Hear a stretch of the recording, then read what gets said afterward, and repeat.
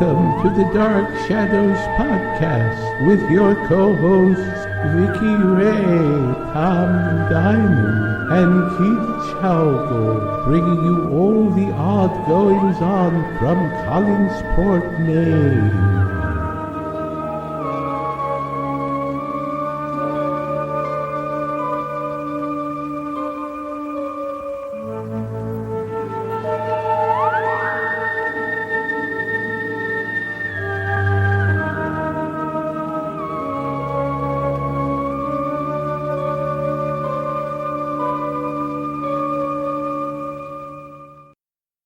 Hello, welcome to the Literary License Podcast, and it's our Dark Shadows end of the season episode, where we're covering episodes 353 and 377.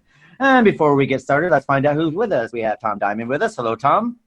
Hey, everybody. Hiya, Keith. How you doing? And hello to everybody over there.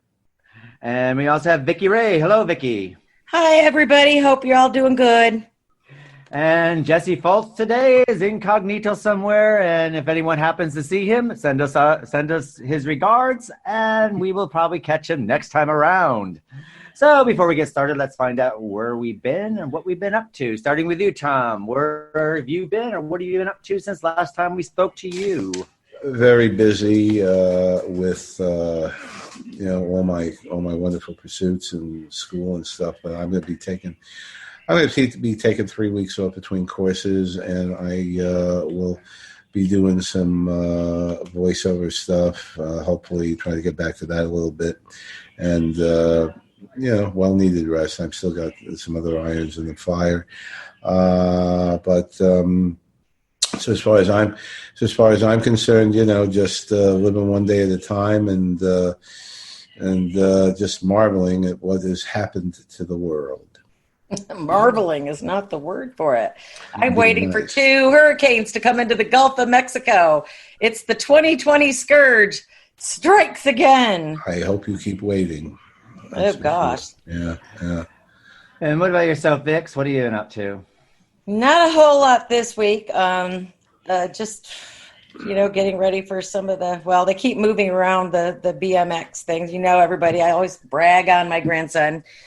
He's on a BMX team, and he's got a shot for the Gold Cup. They moved that up to Oklahoma, and we're still waiting to see what they're going to do about the state championships. But other than that, I've been just hanging out with the family a lot, and I was watching. I finished watching In Search of Darkness, and then I started watching the Suicide Squad movies because I really like Harley Quinn. She's like fun. But I watched a lot of Shudder, and I watched a movie by Clive Barker, off of one of his movies last night. I can't remember the name. It was called Blood Something. Nightbreed or Masters of Illusion? No, it was Blood Something, and it's driving me nuts because it was a great movie, and it's going to elude me. Books of Blood. Yes. Okay. Oh, I didn't know they had a movie on that. I remember reading. Yeah, I watched it last night. I didn't think I was going to like it, but I stayed up and watched it. It had me interested, so that was a good one. It was on Shudder. I should also before I forget, there's a series on Hulu. It's either Let's Have Paris or something with Paris in it, but it's a time travel thing for teenagers. But I like the time travel element of this is a really beautiful looking young woman who's in the Russian ballet in 1905, and she's and there's some kind of time travel group, and she's transported into 2018. I like that kind of stuff too. What's Did you ever that? watch Outlander? I love Outlander. It's on Stars. I never got to do that. I know about it. I want to do 20 years ago before they were even important. And I was just so happy when they made a series out of it. Totally love it. I got to watch everything. I know they did a couple of movies, and then they did the series. Or is it Highlander? Maybe. I love Highlander too. Highlander is what I'm thinking of. Yeah, but Outlander's really good. It's time travel as well. But that Let's Have Paris or whatever it's called. I'll check that out. Yeah, absolutely. It's 2 seasons, and the 3rd season is starting today. How you like that? It's today. So there you go. Well, personally, I started watching the new series on HBO in the States, Sky Atlantic in this country, called Lovecraft Country. And it's all based, it's a drama horror television series based on Lovecraft. HBO. Very interesting. Yeah, So yeah. that's very good. Yeah.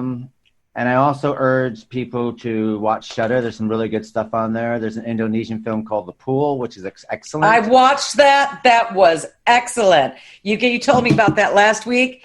And I mean, it doesn't even matter if it has, it's sort of like Train to Busan kind of stuff. It doesn't even matter if it has subtitles because there's really not a lot of scripting going on because it's just those two people set in the pool. What an anxiety attack. That was an excellent movie. I love Shudder, though. They always got good independent film on there. And I have to say that I know that we're going to season 4, but we will be basing our season 5 and season 6 based on the documentary that's on Shudder. That's 4.5 hours long, called Into the Darkness, which is basically about 80s horror films. So I suggest you watch this. It's probably the best in depth that you're going to find out about. Oh, yeah. Okay. That was probably one of the best I've ever seen documentaries about that particular genre of film. That was excellent. I couldn't stop watching it. And speaking of Clyde Barker, he will be with us in an interview later on for season 4. No kidding. Wow. Wonderful. That's a coup. So what we're going to do now is we're going to cut to Story Geek, who's going to tell you what you can watch, what you can download, or watch through streaming services during the COVID-19. So take it away, Story Geek. What movies and TV shows should you be watching the week of August 17th? I'm Jay Shear, executive producer of the Story Geeks podcast, and here are the movies and TV shows you can watch from home. There's not much new in wide-release movies available for rent, so we'll jump straight into streaming. On Netflix, they've added Safety Not Guaranteed. An eccentric dude says he's building a time machine and enlists the help of others via a classified ad. But is he really capable of building a time machine? Safety Not Guaranteed is a comedy that has a 72 on Metacritic, and it gets a recommendation from me. It's more quirky than it is funny, but it's still worth your time if you like independent films. Les Miserables, the classic play brought to life as a film, also shows up on Netflix. The star-studded cast includes Anne Hathaway, Russell Crowe, and Hugh Jackman, amongst many others. Metacritic gives it a 63. I remember thinking that it was just okay, but if you like musicals, maybe you would be into that. Not much new on Amazon Prime or Hulu, but Disney Plus has added The One and Only Ivan, a Disney Plus original with Angelina Jolie, Helen Mirren, and Bryan Cranston. The One and Only Ivan is about an elephant and a gorilla. I don't know much more about it than that. Metacritic does give it a 58. I have not seen it yet. But it sounds like it's a family movie, so something that you can check out with the family, maybe. Another family movie on Disney Plus that's just been added is Ant-Man and the Wasp. It's a fun, comedic Marvel movie that's great for the whole family, really. Ant-Man and the Wasp has a 70 on Metacritic. As far as my recommendations for the week, not a ton of new stuff this week. If you like quirky comedies similar to The Office or Parks and Rec, then I recommend Safety Not Guaranteed. If you need a blockbuster movie for the whole family, check out Ant-Man and the Wasp. On the Story Geeks podcast, we're in the middle of our independent video game series. Check out our upcoming show on the story-driven indie video game What Remains of Edith Finch. You can find the Story Geeks podcast on your preferred podcast provider. Until next week, this has been Jay Shear from the Story Geeks podcast, and I hope you have fun streaming movies and TV shows from home. Thank you for Story Geek for letting us know all that fantastic news of what we can watch during the COVID crisis. What we're going to cut to now is Into the Darkness, starring Tom Diamond, and then our news report of Dark Shadows Chronicles, or the Collinsport News, with Vicky Ray and Keith Shago. Take it away.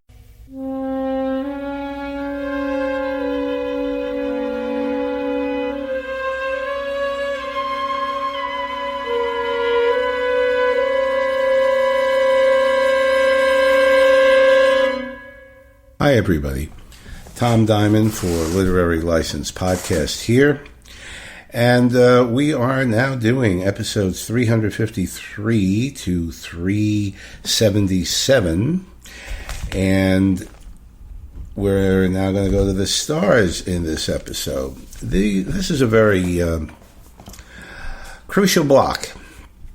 Because as we're going to discuss, we go into the 1795 arc here.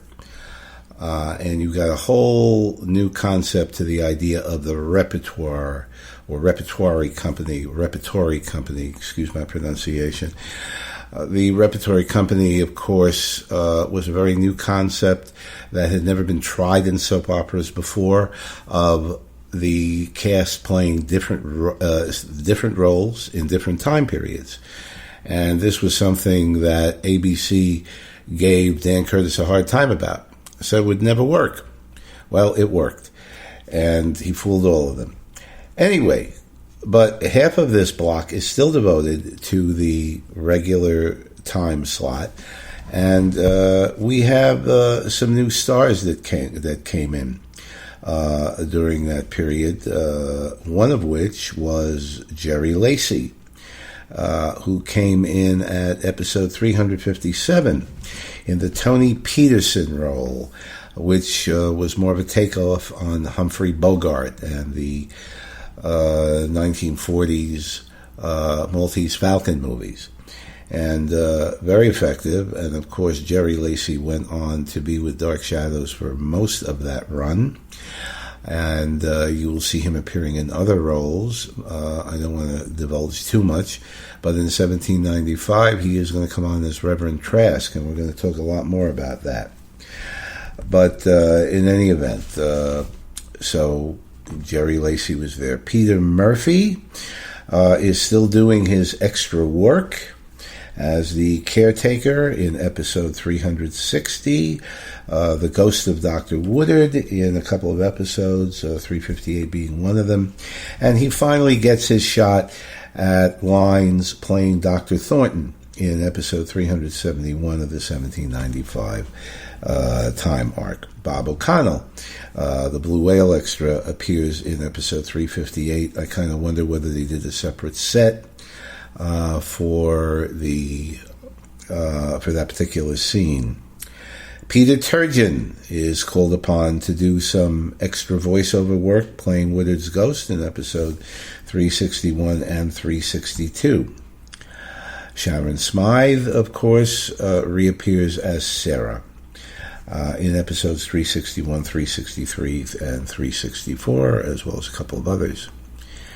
So, the new people, in addition to Jerry Lacey, Lara Parker makes her first appearance as Angelique Bouchard in the 1795 time arc, and of course, as all the Lara Parker fans know, she went on to do a lot of good work after Dark Shadows in TV, and of course she was in the Night of Dark Shadows movie, the second one in 72 or 73, and of course she went on to Kung Fu, Battlestar Galactica, Kolchak the Night Stalker. She did a lot of stuff. She is, of course, known to the Dark Shadows fandom for 4 novels that she wrote in the DS genre. Very well educated with a master's in fine arts. She came from the South originally, went to Vassar, transferred to another institution. Has done a lot of good work. Okay, Thayer David is back. Thayer David, as you remember, if hopefully you've been watching the episodes from the beginning, played Matthew Morgan in the early episodes. That was Matthew Morgan number 2. He is now back as Ben Stokes in the 1795 time arc. Mr. Barnabas, I don't want you fooling around with Mr. Joshua. So there's my Ben imitation for you. And Thayer David, of course, went on to be in the rest of the series, which we're going to get to later, playing the descendant of Ben Stokes, T. Elliot Stokes. But for right now, he makes his appearance as Ben Stokes in 372, and he goes on to do that in a number of episodes. Dory Kavanaugh. This is interesting. Dory Kavanaugh, who went on to One Life to Live, played Phyllis Wick in the pivotal 365 episode, which is a transitional episode, where they had the seance going from the present day to 1795. She also appeared as Josette's stand-in in episode 376. And if you look closely, she's in a kissing scene with Anthony George, who we're going to get to next. But she's in a kissing scene with him. And if you look closely, or if you've got a nice big computer screen, you really do see that it's her. And Anthony George returns for the 1795 time arc as Jeremiah Collins. And he really does fit well in this role. We're going to talk a lot more about that in the podcast. But he is in multiple episodes. He's a major player here. Now, since we're talking about the 1795 time arc, we now have the regular characters playing different roles. Louis Edmonds now plays Joshua Collins, the father of Barnabas. Of course, Jonathan Frid is there as Barnabas, a linchpin, as well as Alexandra Moltke as Vicky Winters. Joan Bennett now plays Naomi Collins, Barnabas's mother. Joel Crothers now plays Nathan Forbes, the U.S. Navy scallywag officer, who was a great tour de force for him because it was very, very different from the Joe Haskell role. Clarice Blackburn has one episode in this block as Abigail Collins, Barnabas's aunt, and boy, does she do a great job there, in my opinion. Nancy Barrett will now be cousin Millicent Collins, the Ditz, and does a very, very interesting role for her as well. Okay, now we get to the bloopers, and I'm going to go over this very quickly. Look for the many Mike Boom shadows on the column of the old house. If you're a technical freak, you can really get an idea of what the Mike Boom looks like with all the wires attached. It's very, very interesting. In episode 372, Thayer David, who is usually very good with the New England Mr. Barnabas accent, pronounces poison. It sounds like he has a Brooklyn accent when he's talking about that. And of course, that was when he was in the forest with Lara Parker while she was gathering nightshade. The Collinsport fly, look out for the Collinsport fly, makes a couple of appearances. One specifically on Joshua's nose in episode 373, which is cute. I got a kick out of episode 361 where you saw blood coming from the tombstone on Julia's hand. And it looks like either grape Kool-Aid or grape jam. You maybe in black and white, when most people had black and white sets back then, it looked differently. A big blooper in episode 376, and probably one of the funniest ones of this block, involves during Naomi's dream, Jeremiah and Dory Kavanaugh as Josette Stand-in are kissing in the old house alcove. And if you look underneath Dory Kavanaugh to the lower right-hand corner, you can see very clearly a backstage crew member. In color, he's wearing a red shirt, a short-sleeve shirt, and he is male, brunette, and he's wearing black pants, and he's fiddling around behind Dory Kavanaugh. Amazon Prime notes that what he's doing is giving her the false hand that will come out of her socket at the conclusion of that dream. Okay, in episode 355, as Maggie leaves the entrance to Collinwood, if you look closely, you can see the backdrop of the set behind her. It's pretty dark. So you may it could be very well confused with a wall, but you can definitely see the top of the backdrop against the dark, what's supposed to be sky, and so that's so that's something to look at. In episode 354. Nancy Barrett, Mr. Q, while she was waiting to come into a room. If you've got headphones, and episode 355, I don't think you're going to hear this on TV. You can hear backstage chatter while one of the characters is talking. You can hear "Hang On." Also in episode 355, this is cute. Look in the window above the old house door, and you can see a Klieg light flashing, and that's really cool considering the old house is without electricity. So you wouldn't think that they had a porch light on there. Episode 356, a very good blooper. You see a second camera come into view as Carolyn enters the sitting room of the old house. You can actually see the funnel of the camera. And look for Barnabas's mascara. Fred has his eyeliner underneath his eyes. And I don't know if the makeup artist did a great job. I think he overdid it. If that was true. A rather disgusting closed caption, so I'm going to warn everybody in advance if they want to run out of the room for a couple of sessions. I do look at the closed captions. You never know what you're going to find there, and that's once again on Amazon Prime. IMDb actually runs the episodes, and instead of saying "it's not there," the closed caption reads "it's snot there." Okay, enough said on that. Episode 361, Mrs. Johnson revives Carolyn's going to bang her again, which of course is cute. In episode 361, Jerry Lacey's looking at the teleprompter. I also noticed that when Carolyn opens the safe of Tony Peterson in order to see what's in there, doesn't seem to be a lot of stuff in there. She takes out a few papers, and that's it. Of course, she's looking for Julia's notebook. Tony Peterson is supposed to be a struggling lawyer, and it's very obvious that he has no clients. If that's the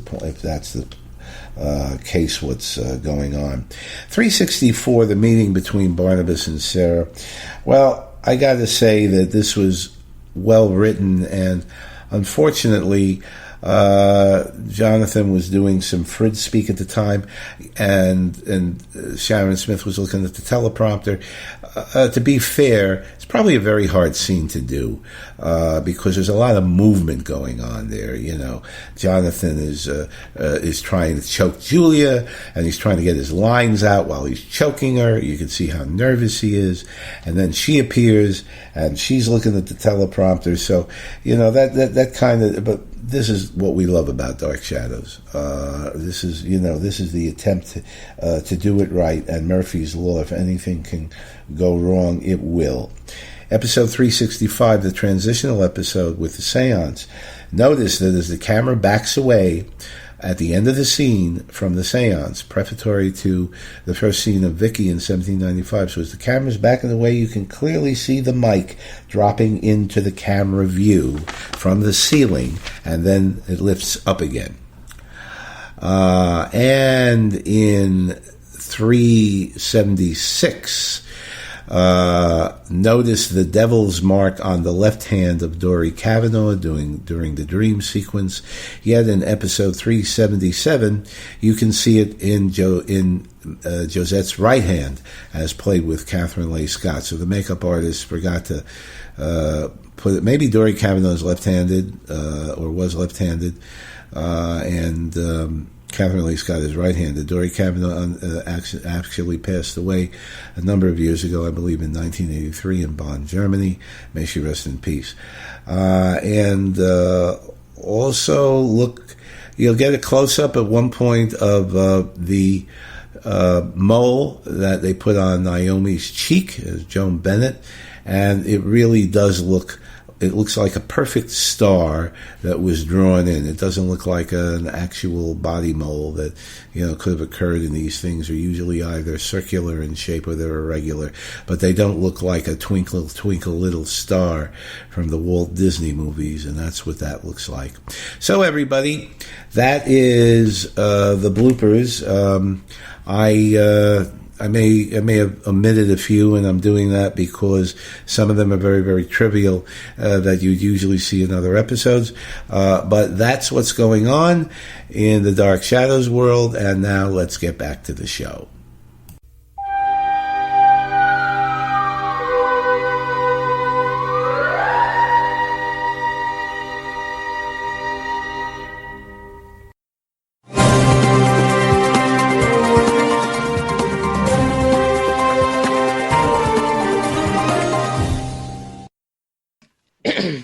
Hello, this is Vicki Ray. And I'm Keith Shago, and this is the Collinsport News. Carolyn grasses up Julia, which causes Barnabas to get out his choking hand, and again wants Julia, when it comes to the matters of his heart, to butt out. He tells her that if she keeps heading down this road, she will be no more. Julia, ignoring the threat, hypnotizes Victoria with a crystal she has been taking off the chandeliers of the old house.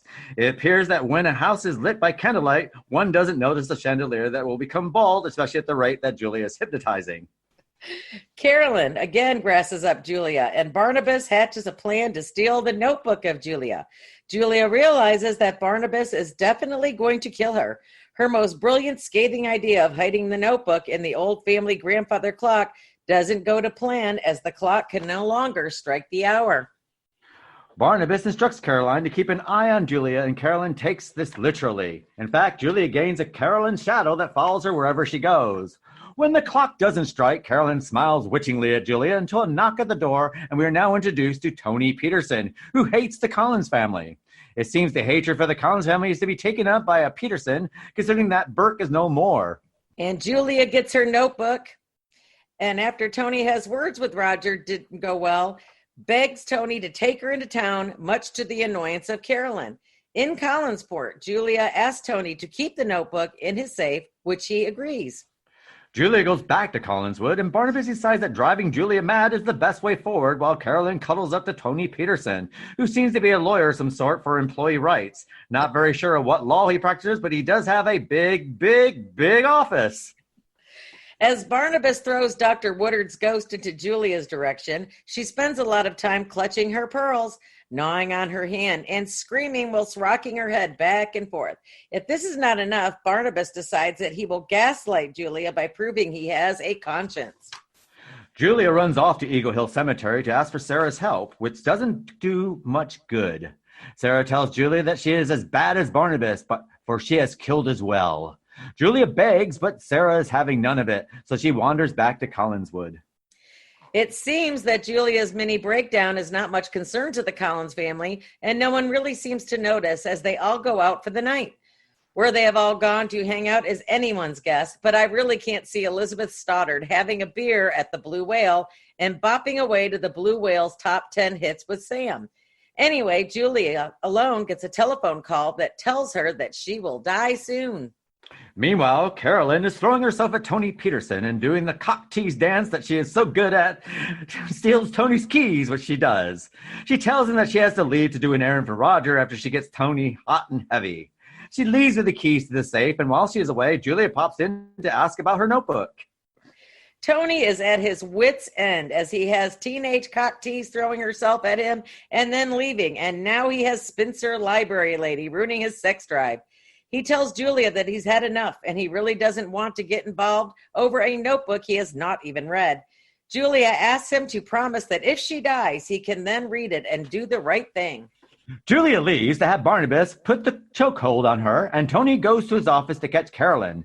Carolyn looks sheepish, and Tony watches her leave and realizes that Collinswood has a bunch of weird women running around. Let's just say that Tony will not be getting any for a while, and it's also safe to say we will not be seeing this man again in this lifetime.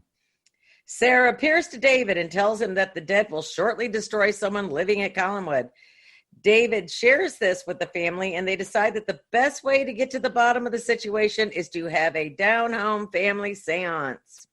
Roger becomes the ringmaster ceremony, and the seance includes all the adults without Mrs. Johnson applying treats and drinks. Carolyn tries to fake it, but doesn't pull it off because Victoria takes center stage and goes into a trance. Boom! Crash! A lightning flash! Victoria disappears, and some scully maid from 1795 takes her place, thinking that she is the governess to report to Naomi Collins to cheat Sarah. Victoria finds herself outside the old house, which has been spruced up after questioning everyone. First Jeremiah, who looks like Burke, Naomi, who looks like Elizabeth, and Joshua, who looks like Roger. She soon realizes that she is in 1795, though it does take her a while. Joshua hires Victoria, whilst Abigail thinks she's wearing witch's clothes due to the polyester blend of her clothing. Who would have known that Abigail would see the evil of polyester? Victoria wakes up to find that she is now in period garb and can't find her clothes. Jeremiah said that she will get them from Abigail, who's planning to burn them. Or actually probably melt them, because they're polyester blends. He brings them back and they have a tender moment. In 1795, we learn which side of the men of the cast dress, and we also see who has been blessed with endowment. Angelique shows up to see Barnabas, who spurns her advances. We learn that they were hot and heavy until Josette came onto the scene. Josette is running late, but Barnabas is so excited about Josette, he throws Angelique off him. We are not sure why Angelique, the servant girl, without a horse and carriage, can make it to Collinswood before Josette. Did she fly on a broomstick? Josette finally shows up with family in tow. We get dad and aunt, and everyone starts to make themselves at home as Josette and Barnabas are to be married. Josette and Barnabas play kissy-kissy to the annoyance of Angelique, who decides that putting a curse on Barnabas, causing him to choke, will stop the spit swap. The Collinses call for a doctor who can't find anything physically wrong with Barnabas, which startles Angelique, who thinks she may have gone too far and breaks the curse. Meanwhile, Joshua tells Jeremiah that he will marry dim-witted Millicent Collins, and Angelique decides that no sense playing with yourself if you can't play with a friend, and makes Ben Stokes her slave. After a lot of tonic mixes from Angelique and Ben serving, Angelique hatches a plan to make Josette fall in love with Jeremiah. She orders Ben to steal a lock of Jeremiah's hair, which he cuts quite a bit off, and also needs an unbroken web, which short bust Ben finds to help Angelique with her spell. Ben feels guilty and decides that he's going to tell what Angelique is going to do, but she has placed a contingency spell that makes him clam up and not speak. It works like a charm. Angelique makes her spell with her hair that Jeremiah doesn't seem to notice is missing from his head. Broken cobweb and places it in the tonic, apparently having grit and hair, and a tonic is not noticeable. Jeremiah drinks away, and so does Josette, who runs off and tells Jeremiah that she is begging for it and can only be satisfied by him. He spurns her, and she runs off ashamed and decides that avoiding Barnabas for every meal should fix what happened. Angelique's potion makes Jeremiah now want to return the advances of Josette, leaving Barnabas in the dark, which will take him a while to catch up on. Jeremiah and Josette sneak off and profess their love to each other and is seen by Natalie. Josette's father has a chat with Jeremiah and tells him that he will have to make things right. Jeremiah agrees never to see her alone again and decides that an ocean voyage is the way to avoid the lust that he feels. Natalie believes that a witch is preventing Barnabas and Josette from coming together. Natalie and Naomi have a beginner's course in tarot, which does not go very well. Naomi has a horrifying vision where she ends up with a mannequin hand. Sorry, I'm not making this up. And when Abigail finds all this devil business going on, she will be dancing a jig on her way to pious heaven. The mark of the devil shows up on Jeremiah and Josette's hand, which pushes Jeremiah to deport Collinsport as soon as possible, which gives Angelique new ideas. Will the Collins family stop their destiny from happening? And will Jeremiah find that ship to sail on? And this and more with our next episode of Dark Shadows. I am Keith Shago. And I'm Vicki Ray, and I'm wishing you all a good night.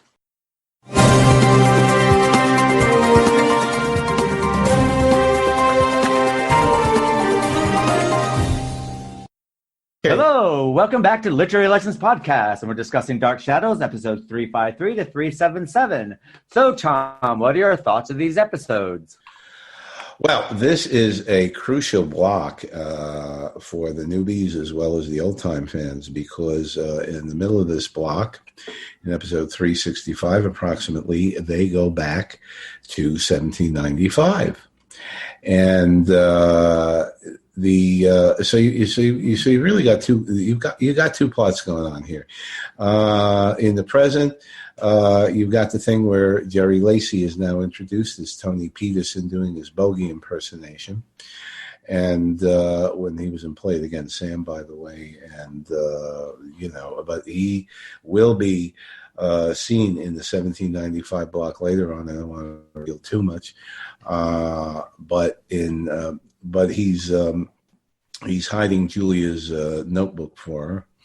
And this whole thing between Carolyn and him, and regarding that, when I was looking at this, I kind of thought he reminded me of a Burke Devlin character that never made it.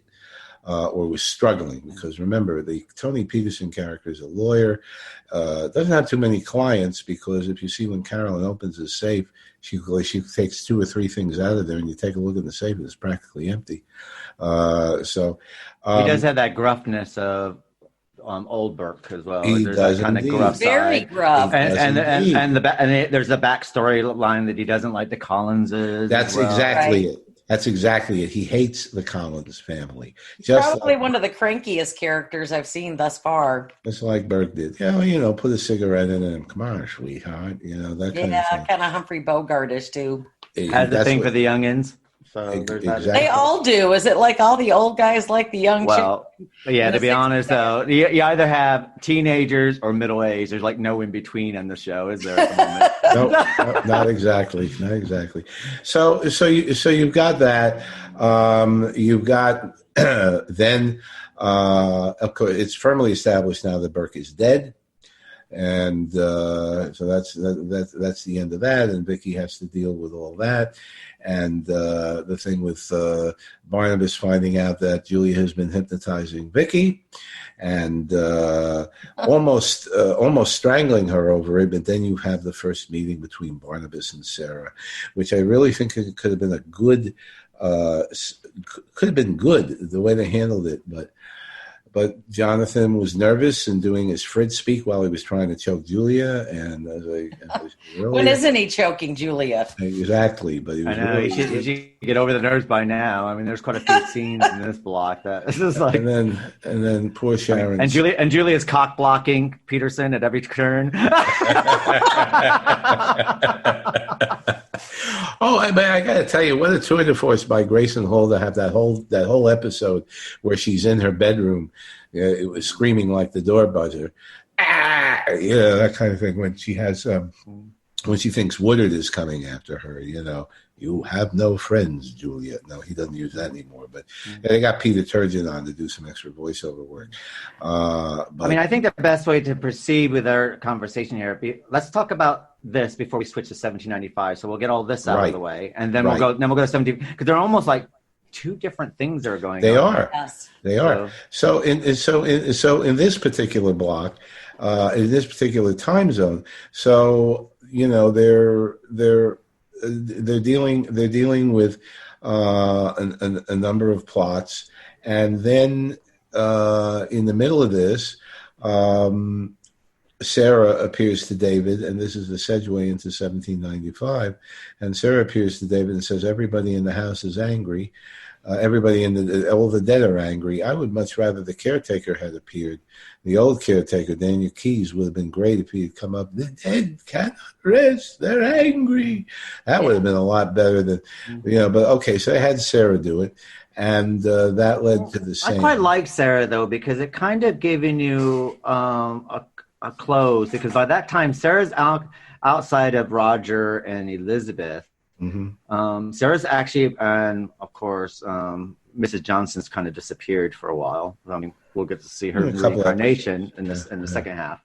Yep. But Sarah got to appear to everybody by that point. So I thought that was actually okay, because she appeared to Julia. Julia had the conversation where Sarah goes, "Well, you're a murderer too. I don't know why you want me to protect you from Barnabas, because you're just as guilty as he is." And I thought that was very good. And then Barnabas seen her, Carolyn's seen her by this time, Victoria's seen her by this time, and Sam and Maggie, of course, which mm-hmm. They've been hinting around of seeing her and looking for her and blah blah blah. And of course, David's playmate. Of course, David's seen her quite a few times. So for me, with Sarah giving him that, and also it was also Sarah that also gave the doom about Burke not coming back as well. Right. So for me, it made sense, because it fit along with what Sarah was been doing at that time. And by that time, Daniel Keyes was gone, because we had another caretaker in the block before this. So, unfortunately. That's Peter Murphy. Very unfortunately. Peter Murphy, and he was lousy. He was always lousy as the caretaker, although he played Judge Thornton in the 1795 segment, which we will talk about. And they finally gave him a chance to get some credits and say some lines. He wasn't half bad with that one once he started. I think it's going to be really hard to replace Daniel Keyes, because I think You can't. because you could copy him, but then you're going to look like one of these really poor imitations that look like someone's Absolutely. trying to be someone else. No, It's he almost nailed like it. you can have Bugs Bunny, or you can have another character pretending it's Bugs Bunny, but you just rather just have Bugs Bunny sort of thing. He You know what I nailed mean? It's like no matter what dialect they're using or anything. exactly. Yeah, you got to wonder what's going on with Carolyn in these episodes. 1 minute she's hot and cold, But Carolyn's underneath the influence. That's Right. true. That's Right. true. She's Right. And I have this, and I'm going to give my. my hats off to her at this time when she comes under the spell of Barnabas and starts doing Barnabas's bidding. Yeah. She is bloody brilliant, and that whole She does turning too. on the sex, turning off the sex, making you want me, not making you want me. Julia around like it's her shadow sort of thing, and then being menacing at the same time, but yet but when people come, being able to snap it off and be like regular Carolyn. And I say Mhm. that is very, very difficult to do. And the thing is, if you notice her watching it this way, watch her face when she's turning it on and off. Her face just slightly changes each time. Yeah, like And was it? Yep. yeah, and I sit there and say my hats are off to her because, especially on this show, sometimes we do get, they'll be under the influence or something like that, and they never. It's normally very overtly, but Carolyn or Nancy Barrett in this segment before 1795 Right. is that she does it very slightly and with a lot of nuance, and I have to sit there and say my hats off to her for that segment. For this segment. Very good counterbalance. That was Jerry Lacey's character, and the way he's able to. He doesn't trust anybody, including her. No. And He's very cynical. Absolutely, but he's able to see what she's doing. Of course, he needs a little help because she did steal the keys. But they both kind of do this weird dance. They really are. There's chemistry between the two of them. There is a tension. I think they're attracted to each other. They are. Well, I don't know about Carolyn though, because I don't know about Carolyn's attraction to him, because at the end of the day, if you look at vampire folklore, her allegiance is always going to be to Barnabas. So she's doing this for Barnabas' sake, not for her own. Ultimately, it is Barnabas, but I think, and that's the brilliance in Nancy Barrett's performance, in that she sets up a schism, a dichotomy, where on the one hand she's, at the end of the day it's Barnabas, but I think she really has she really is physically attracted to the Tony Peterson. She's under Barnabas's thumb, but at the same time, she does not want to be. That's okay, and that's another. That's kind of a Willie thing in a certain way. Although she isn't protecting family, but she is trying to protect Julia. She's very upset at the thought of Barnabas killing her and killing Julia, and tries to talk him out of it. And why does she have to suffer? And Barnabas. But do you think that has to be the simple fact that, because she now knows that Barnabas killed Woodward by this point, she knows that Barnabas forced Julia to take part in it. So do you think that she doesn't want? Is it because she doesn't want Julia to die, or she doesn't want to be a part of Julia dying? I think it's both. But yeah, I mean, I don't think the part is emphasized as she just doesn't want Julia dying. She just thinks it's cruel. She tells him, you're very cruel to her because he talks, you mean little to me, Julia, that kind of thing. He's really nasty to her, and just Carolyn, I think, is offended at the sense of a man talking to a woman like that. And even the Barnabas character says something like, most women are worth very little, or he said there's a very sexist line that he uses, which I could find somewhere, but it gives you it's very, very different from, and that's the fascination of the way Frid was able to do this. It's very, very different from the Barnabas we're going to see at the beginning of the 1795 block. The Barnabas that we see here in 1967 is very embittered and very angry and very paranoid and very, that kind of thing. And he's almost is it misogyny? Is that the thing when you hate women? I don't know if it's. Well, I mean, yeah, but I do think an attitude. But I do think that some of the stuff that's coming on to Julia in this segment, she's kind of bringing it on to herself. Because because before this block, okay, we had we had Victoria falling in love with the whole romantic version of, the Barnabas of the 1700s and Josette and the music box, and then of course, and then all of a sudden something happened in the script or whatever. All of a sudden, boom, Burke's there. We're gonna get married, and you're kind of going, okay, this is kind of weird. This is a bit 180. Right. It was the Art Wallace stuff that they decided to go after. Remember the original Art Wallace Bible, and that conflicted. But the thing is, if they continued on that way, I kind of wondering I think that Victoria probably would have gone to Barnabas willingly, because she was headed down that way anyway, wasn't she? And if it wasn't for Burke whispering in her ears, like, "Don't you think this is a bit weird?" sort of thing. But she was kind of like all entranced into this story. History. She would have if Julia hadn't hypnotized her, and that was a big deal. The idea that Julia was planting all these seeds in her, so that even when Barnabas went to touch her, to touch Vicky, she recoiled, and that was what really got him onto the something's very very wrong here. Julia was very jealous though, because she wanted Barnabas. See, that's the thing. The thing I kind of wonder: was she doing it to protect Victoria, or is she doing it because of her jealousy? That's what's jealousy. She was jealousy. She wanted. Yeah, in my feeling, she was in love with Barnabas and totally lost her sense of professionalism as a physician. Completely out the window. Unbelievable. Let's face it. I think even when Julia probably was younger, which we'll never see, but imagine when she was younger, she probably was the kind of girl that was probably skipped over at the dance. Yeah. So skipped over more than one dance, I'm afraid, and And to be honest, she's probably more age appropriate to Barnabas anyway. Barnabas doesn't feel the same. Because even though I think her character is probably in her 40s, would you say late 30s, early 40s? Though she does look about 50 to 60. So because unfortunately, Grayson Hall always had a bit like Angela Lansbury. Angela Lansbury, even when she was 20 years old, she looked 40. In Blue Hawaii, she played Elvis Presley's mother, and she was 5 years younger than Elvis Presley. And in Manchurian Candidate, she played Lawrence Harvey's mother, and Lawrence Harvey was older than her. I remember that. So Angela Lansbury always had an old face. I don't know if it's her makeup, the way she does herself, but she's got a very nice complexion. I always thought. Julia. Yeah, I think I think her character is actually quite beautiful. But that's my. Well, I think her dress sense gives her helps her make her I think a bit it more does dowdy too. as well. So but back then, look at the colors. Look at this. Mm-hmm. Yeah, but the only people that used to wear tweed was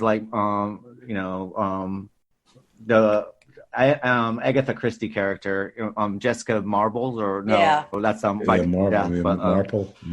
Yeah. Marple, yeah. Neon. So it's always like this eccentric country English woman who wore tweed, isn't it? So But face it, he at one point Barnabas was really manipulating, saying to her, "I've had a change of heart. I really appreciate the experiments that and I care for you, Julia," and all that was a lot of.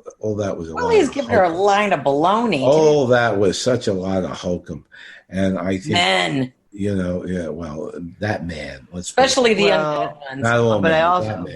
that man. I also think that, but we get a lot of that with the men here anyway. Burke kind of blew hot and cold. It's like, Victoria, like in the early days before the crash storyline. But not the Anthony George Burke as much as the Mitch Ryan. Yeah, and look at the temper tantrums he threw when he didn't get his way with Victoria and with Carolyn. He'd turn on a dime if he didn't get what he wanted.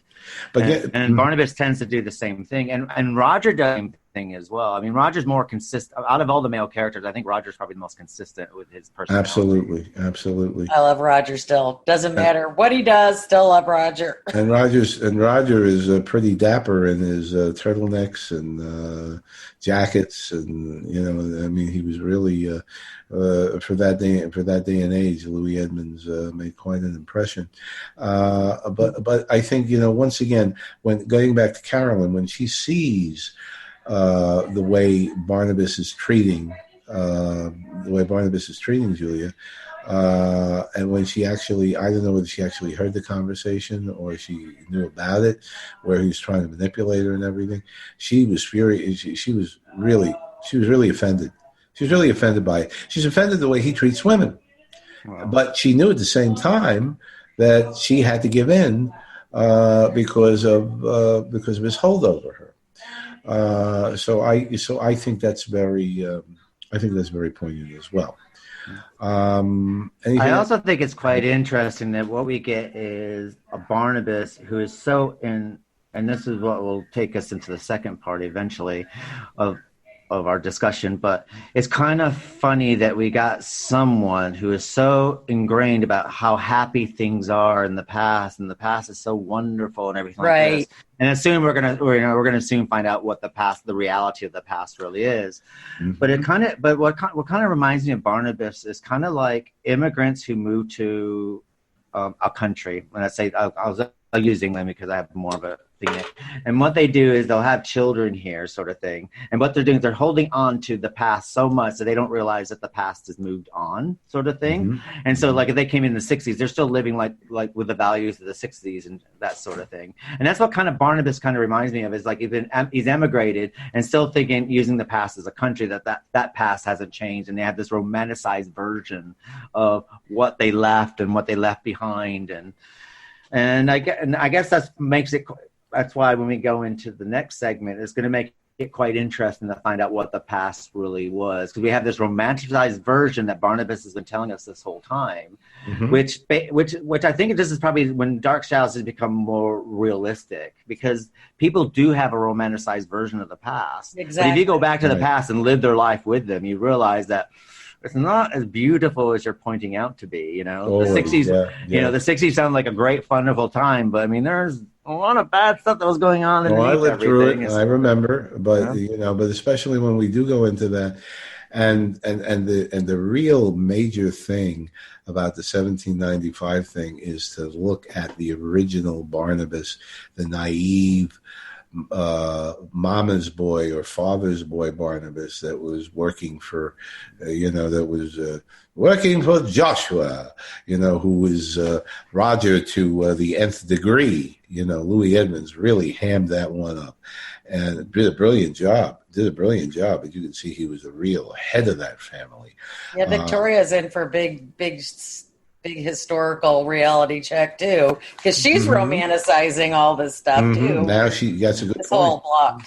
Yeah, but I think what's going to make and this is what's kind of weird about Dark Shadows as we're watching it, sort of thing, is that we have all these reasons up until we go through the time travel here, but up at this point it's like, okay, you're kind of watching it and you're coming up with these realizations about Barnabas and about the misogyny towards women and stuff like this. And the thing is like, it's kind of weird, but once we get and then for the next 3 or 4 months we'll be covering what 1795 will be, sort of thing. But but it's kind of funny that once you get past that, then it's like you can look at everything that's happened and look at these episodes that we're covering now, and it all makes sense why Barnabas is like this, though. Yes. So, but it's unfortunately, we kept a code of this podcast that we basically just stick to the episodes. We're not jumping ahead. Exactly. But I think we later on, I think we can revisit this a little bit because we'll be going back a little bit and look at it. But let's look at the fact that now in 1795, he is not a misogynist at all. He respects women. He treats women nicely. He treats Vicky like gold. He likes her. He of course he loves Josette and Catherine Lee Scott, marvelous with her Josette experience. And I want to mention that because in the in the pre-recorded segment where I talk about the stars and who's playing who. I accidentally neglected to mention that, but Barnabas is, I think the Barnabas of 1795 when it first starts is fascinating. I mean, he's a nice person. He hasn't been embittered by his experience. Right. Doesn't have the baggage yet.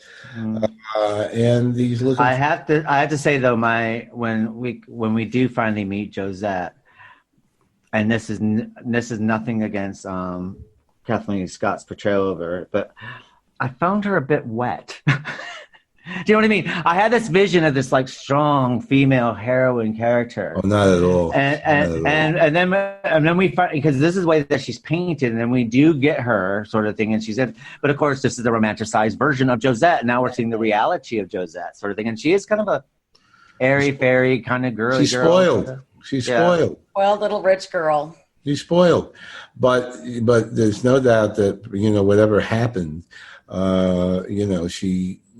Whatever happened in Martinique, I mean, that was enough. And then Lara Parker. But in episode 10, job. When they were in when they were like, was it her and Carolyn had gone into Josette's bedroom in the old house, and they're always talking about this epitomizes femininity. So Josette's supposed to be the epitome of the feminine self, of women. Yeah. She's supposed to be it. She's feminine. And I guess back then it was the kind of like where you're running and you hurt your foot and the guy has to pick you up and carry you to wherever the safety is, kind of thing. Right. But I also think she's so naive. There's a naivety. I mean, the thing is, okay, we got Barnabas sleeping with her handmaiden. Right. Yep. And that's been going on for a while. It's not like they had one bonk and that was it. They had something seriously going on. I mean, they were doing the dirty business, on and off for a while.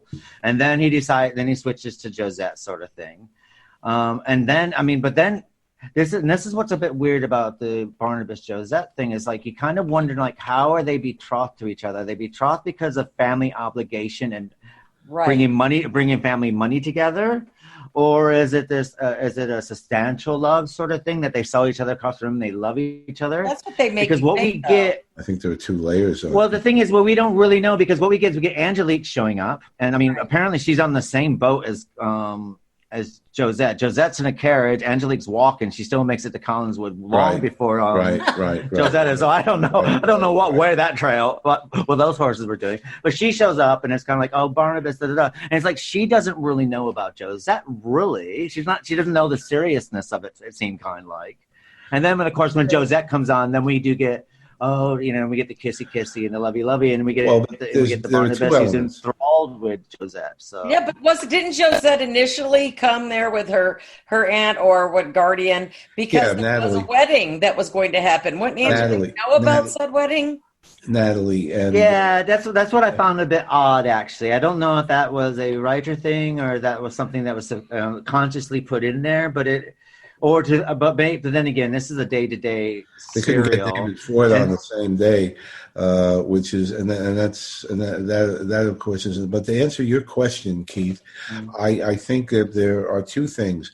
I think that they did. Barnabas and Josette separately got together, but there was no doubt Joshua wanted the marriage because of the financial stuff with Andre Dupre, owning the only sugarcane monopoly on the island, if you remember Andre talking about that. And rich people married for dowries and they married for obligation family and businesses, family money, keeping the family business strong and But he liked the match. But he liked the match, which is Joshua liked the match, which is why he got so upset when he found out that, of course, Angelique had bewitched both Jeremiah and Josette. But it was David Ford. It was Andre got so upset when he found out about that. But obviously, the whole thing stands to ruin the financial arrangement. And that's what Joshua was looking at first and foremost. So I think there was both, but it happened to fit. It happened to fit their plan. Now, Before we go any further in 1795, I'm going to give you my theory here of Dark Shadows. Mm-hmm. And the thing is all the dates that we've had here about when these characters die and when they're born and everything like that. And we've always sit there and say in 1795, all these dates are going to kind of go to the wayside. Now, the reason why I think these go to the wayside is because Victoria goes back in time and she changes everything. Right. Okay. Because to be honest, and Angelique steps up her game.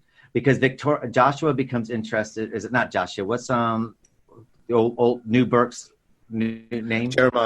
Jeremiah starts showing an interest in Victoria Winters, and there's a lot of flirting going on here. So it makes you wonder that maybe if Victoria Winters didn't slap back in time, that maybe Angelique could have had a bit more time to put the moves on Barnabas. Have the outcomes that we find out in the first 377 episodes. Of the whole thing it was very interesting because, one would think, and I'm sure the fans have dealt with this, what would have happened if in the original timeline with Phyllis Wick.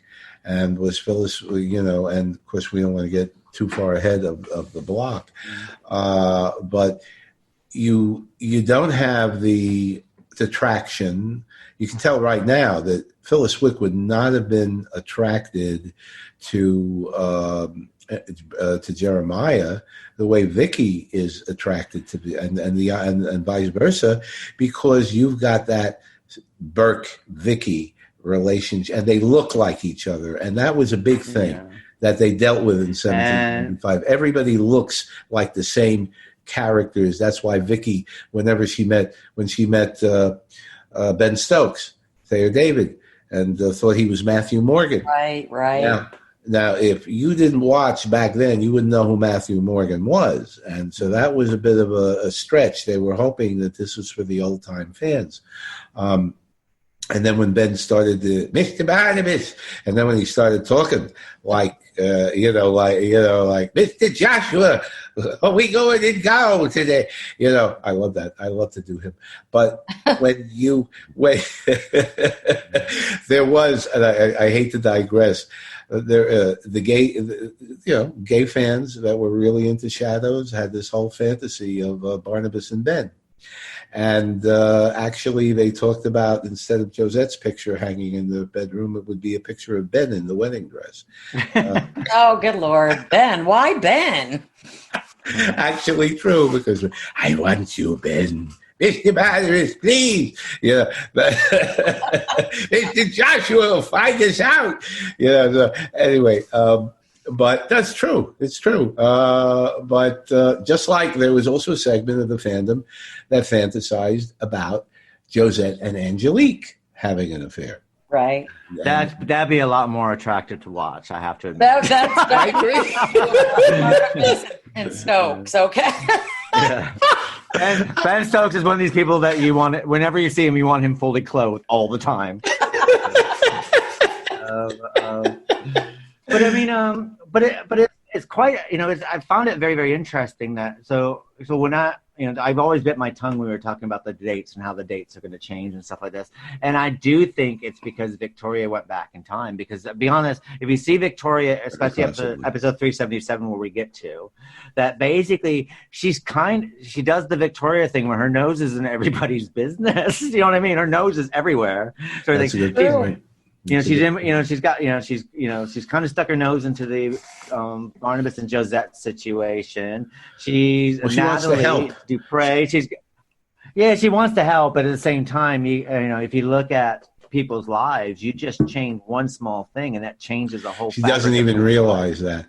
That's the naivete of Vicky Winters, realizing that when she finally realizes she's in another time, she never really got the fact that changing one thing, but she does. Actually, I'm going to take that back, because there's one point where the writers had her saying, I'm here for a reason. Maybe I am here to change things. But she doesn't know what she is supposed to change. But she is realizing that what she saw in the Collins family history is definitely not what's going on. So it's kind of overwhelming to a certain extent. Yeah. So I always wonder that once we get past this, and it'd be interesting that once we get past this and we go back to the 60s, do we actually get to see the tombstones of everyone? And I just wondered if the dates have changed or anything. It would be interesting if they did that, because to be honest, that history book, Victoria at the moment. In reality, they probably did change it to keep up with the new plots that were occurring. But it would make perfect sense. It would make sense if it would make sense. And there's no doubt that she did change history in some fashion and very possibly change the dates. We just don't know what the original history was, and that would have been fascinating. Mm-hmm. That would really been something to see, and that's something that the Barnabas character never talks about. With the Barnabas would have to go through some kind of mind warpy kind of weird thing. But again, getting ahead of ourselves. He doesn't know Victoria, but then we will get what happens when Victoria returns later on. Yes, technically he would have to remember if she was there. So she's already changing things. Even even with Jeremiah and Vicky's clothes, that would never happen with Phyllis Wick. And to be honest, that's right. That's a good point. Phyllis Wick did look like a scholar he made from a Charles Dickens novel. True. And I'm not quite sure if Phyllis Wick would be a good person to have your children learn English from, especially with that Cockney accent she had. But apples and pears. My God. There you go. Jolly holiday, Mary. You did that very well. We got to talk like this on the podcast. We do right.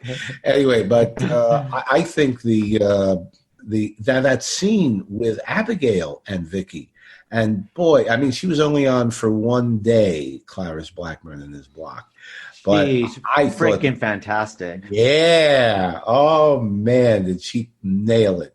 And the tension between Naomi and Joshua and Abigail is because Abigail's Joshua's sister. That's right. She's living there, and Naomi's married into this family. She has to put up with his sister. That's right. Galley all the way through. That's right. And the tension and everything, and and the way Joshua's torn between the sister and his wife, and that. And hint at Naomi being a saucepan, and she likes her brandy. The sherry with Sherry with Naomi. But yeah, poor Naomi's got a drinking problem because she has to deal with all this bullshit. Apparently, to be honest, her husband's. I think again we're dealing with a husband that's married his wife due to business to build the family up, sort of thing. It doesn't seem like a love marriage, does it? It seems like I don't know. Arranged marriage. They could have gotten together, to be honest with you. But she's. It doesn't seem like they're very touchy-feely, warm and affectionate. Well, you're also dealing with an extended family living underneath one roof as well. Yeah, that would suck. Like a big dog, definitely. Been there, done that. Nope. Yeah. The thing is because we know that's the Collins' house. Now the old house. I think Joshua owned the house before he married Naomi, right? So when Naomi moved to the house, and the family's already established in the house. Right. So if that's the case, Naomi would never have any time to establish being the woman of the house. So you have the sister. It's always going to be Abigail who lived there. And I imagine if Joshua's parents were alive when they married, then it'll be the parents first. And when they died off, and then it's going to still be there's Abigail until you kill her off. And Naomi goes, "Hey, I finally got. I can now be the woman of the house." Sister-in-law that's a harpy. But getting back to the point we were talking about before, if in the original timeline with Phyllis Wick, Abigail would never have had that. Your clothes are strange. I think the whole thing that's a change of history right there, and that will lead to other things later on, which I don't want to get into involving Abigail. What I don't understand is back then in the 1795s in the colonies, they had ceased to. Really, with the witchcraft trials and whatnot. Well, to be honest, on the witchcraft trials, though, okay, you do have the 1600s, but the witchcraft trials went up until the 1800s. That's true. And I don't want to say anything, but or I will just very briefly allude, and this is much, much, much later in Dark Shadows, but that witchcraft thing of the 1600s is covered again in a time jump to the year 1692. So we're not done with it yet. No. There's a little. But you would wonder though, if somebody shows up. I mean, because Victoria that could be undergarments as far as Abigail's concerned. You know, and I don't know. She's wearing the evils of polyester. The evils of polyester. That is true. Polyester was evil, as you guys both well know. I mean, the sad thing is that they were clothes manufacturers, and Victoria came there. They could have made a lot of money. They just didn't have the brains. That's all. They didn't reach a tag, you know. They're too busy into the fish. I want to talk about Anthony George for a minute. Isn't he great in this role? I love him in that role. I do not like him as no, I didn't either. Devlin, but I love him as Jeremiah Collins. Here is his forte of the nice guy coming out, and they must have, I can't say for sure, but maybe they made a deal that said, listen, you know, come back and we're going to give you the role that we really should have given you with Burke. And that we didn't do before. We wrote it a certain way and it didn't click. Now we're going to write you the right way. That's my theory. I agree. I do think we also have to mention what's Joe's reincarnation? Nathan Forbes. Joe as Nathan. Oh God, that was a tour de force too. I love him. That was a tour de force. He gets to play a mean guy.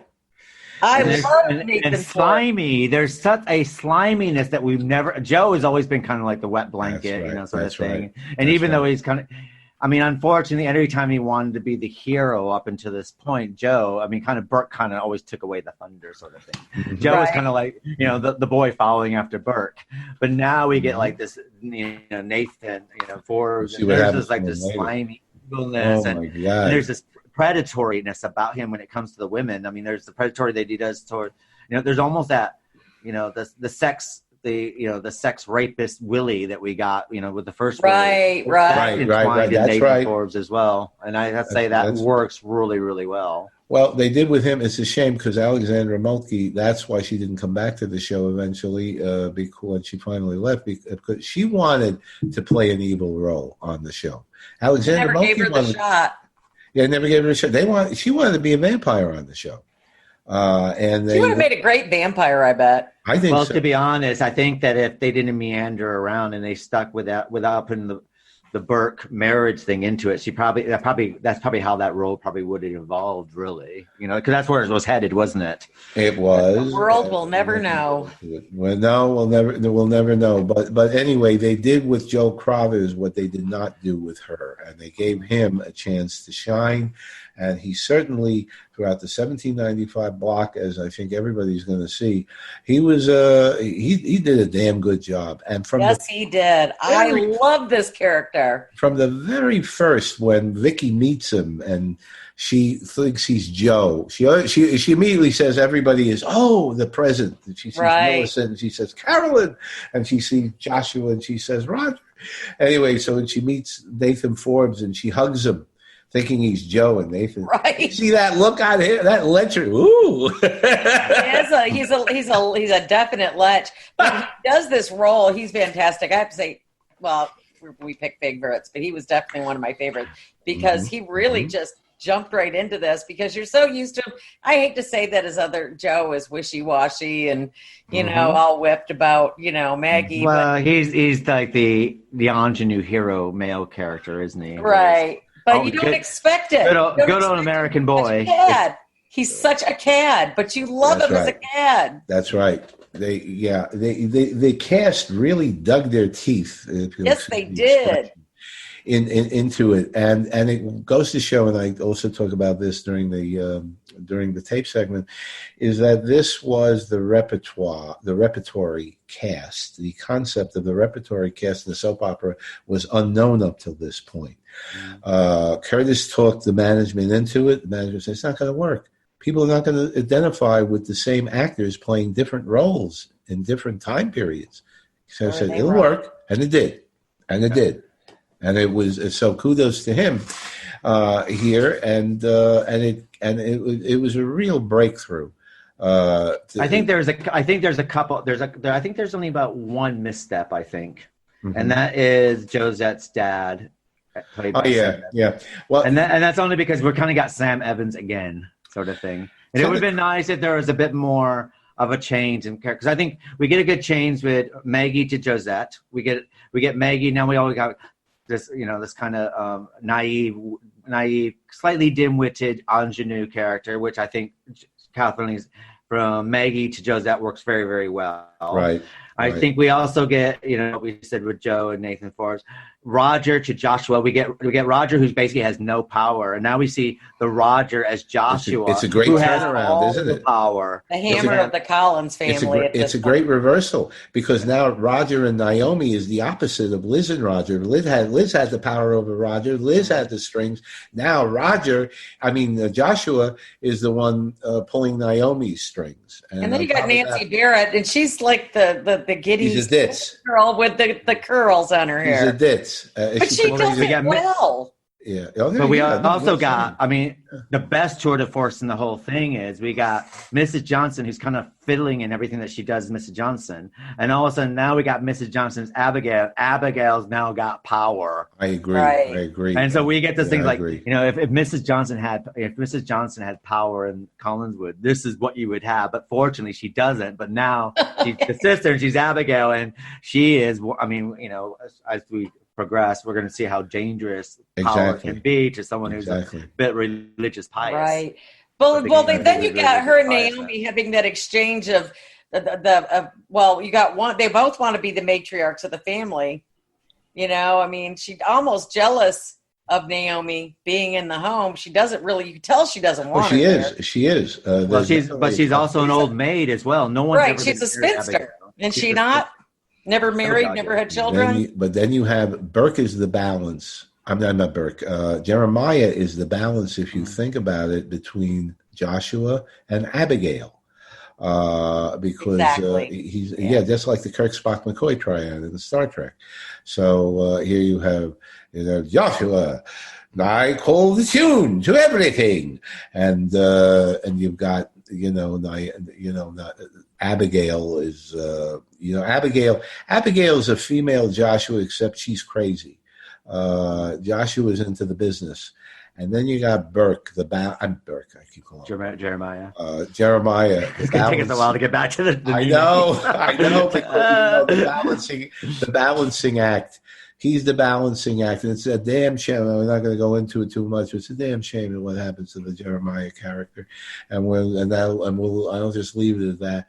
But at this point, and again, I can't say enough about Anthony George, may he rest in peace, for putting. I'd shake his hand if he were alive today, for putting that empathy and warmth and normality. So what if he had a hot toddy?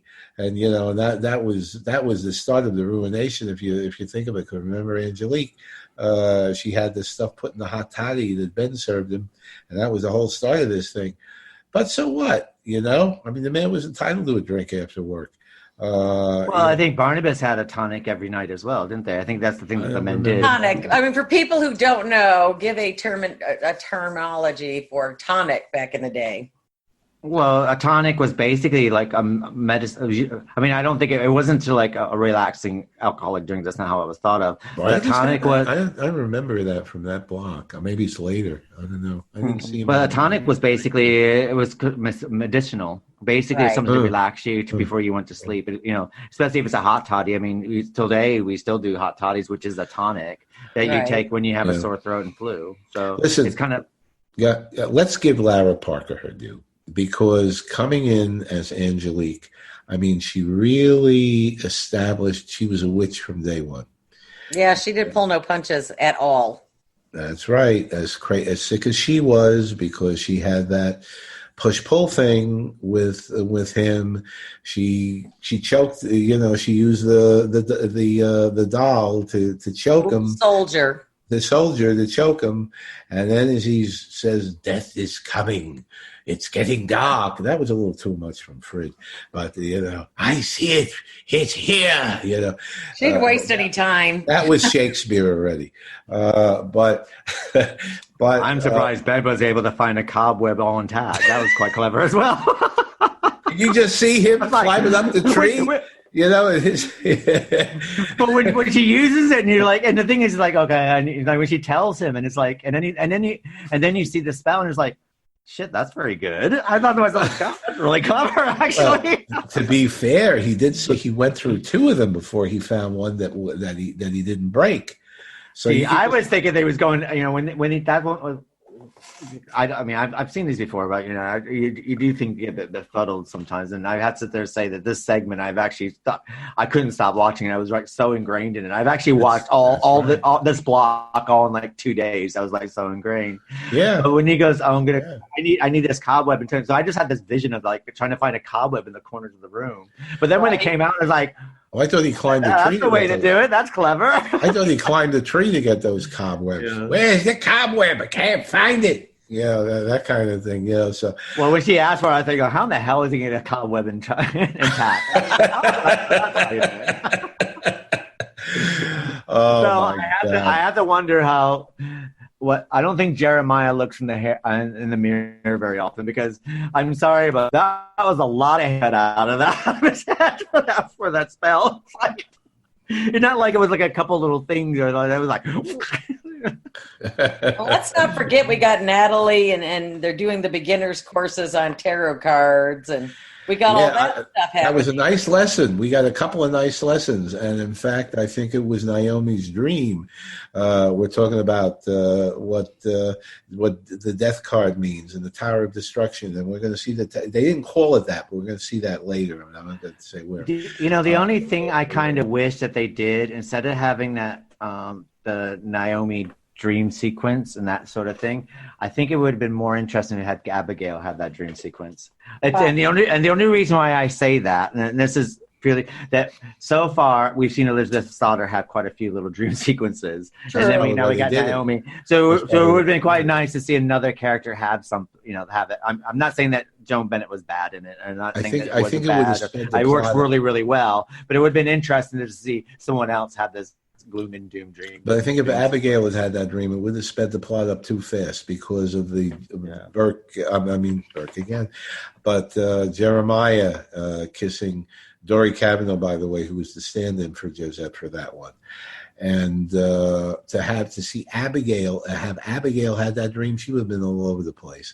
Mm-hmm. Naomi, at the very least, is like, why? What's going on? You want to establish that drama, that tension, because we're just in the beginning of this block, and it's going to last for a little while. So to have Abigail have had that would have sped things up a little too much. And by the way, I agree. So yeah. And by the way, I don't know if you saw the great blooper when that I mentioned, where during that dream when Jeremiah and Kavanaugh are making out, and there's a stagehand right to the lower right-hand corner. He's behind Dory Cavanaugh, and he's got a modern-day short-sleeve red shirt and pants, and he's giving her the arm that she's going to take out. And you see him not just for a second. He's working there. And he's like, he's like fiddling with her dress and stuff like that. It is the best. Now. It is the best. Yeah, I think we could have done without the mannequin arm. That was a bit too mannequin-y. That was. Yeah. For that, I mean, when going back to the present, when the blood came out of the tombstone, for God's sakes, it looked like grape jam. Or grape Kool-Aid. We could have done without that. They could have at least had some better fake blood than what they wound up with there. Just at least a floppy arm or something, because it's like it's just like mannequin hand, mannequin arm. It's like, okay. It reminded me of the Twilight Zone. But you got the dance between Jeremiah and Josette going on. I love you. No, I can't. I love you. I know I can't. That's I have to sit there and say Bewitched. that I think that Jeremiah and Josette actually make a better couple from what They I've seen. do. They are definitely more. There's something that fits a bit better with them than it does with Barnabas and Josette, where you think and the thing is, there's actually more sexual chemistry coming off of Angelique and Barnabas than there is between Josette and Barnabas, which I found quite interesting. Well, remember, I totally this was agree. a spell that Angelique put on the two of them. So obviously the spell wasn't strong enough because, at one point they kiss and what are we doing? That kind of thing. Now that was done, I think, to establish the fact that the two of them were struggling with the spell they were under and the reality that actually was, which was fine. Well, first she bewitches Josette, and then she does Jeremiah. I have to sit there and say when Josette goes to Jeremiah's room, right. and he's like, "Get away, no." Yeah, you're right. She does. And she's like, and she does that whole like swan thing back to her room, and then throws herself in the bed. But seductive. I'm such a naughty girl. I'm such a naughty girl. You're like, okay. But that it's such a seductive Catherine Leigh Scott when she goes into Jeremiah's room and shuts the door. And Oh God! But it happens that there's smile. Get that lyncher. She's a lynch at that point too. She's giving her that. But don't they have the sign of the mark on their hand at that point? Yeah, the devil's pitchfork. Did you note the blooper? Yeah, a In the ballpoint pen pitchfork. And did you note the blooper? The dream, it's on the left hand, and when she wears it, it's in the right hand. So there's a so the right so whoever Or Naomi, when Naomi was having her dream, she was in the mirror. But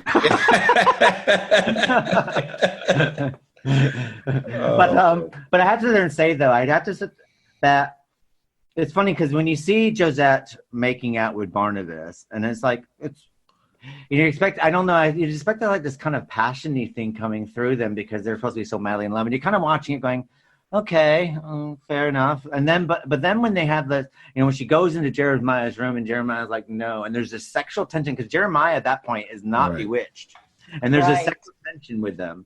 And I got a theory. I got a theory. Answer this for me based on your professional background. Now we know that Jonathan was gay. Is it possible that because he had to have the scenes with Catherine Leigh Scott, is it possible that that on some level this was hard on him? Yeah. What do you think? But see, what I found is that when Angelique first enters the house and she sees Barnabas, and that sexual tension between them is so strong. And they have that kiss. That's true. Yeah, and it's very strong. But I also think though, but she's a lot more not masculine, but she is a woman that's a strong woman, where Josette's a weaker woman. So maybe that strongness, the way they stage that kiss, where she's the one. I always see that when they have these kisses between actors and actresses, the one whose faces to the camera, that's the one that you really see. And what I saw in that kiss was Lara Parker was a good actress, and she put a lot into that. You could really, really see that. We don't know how he was.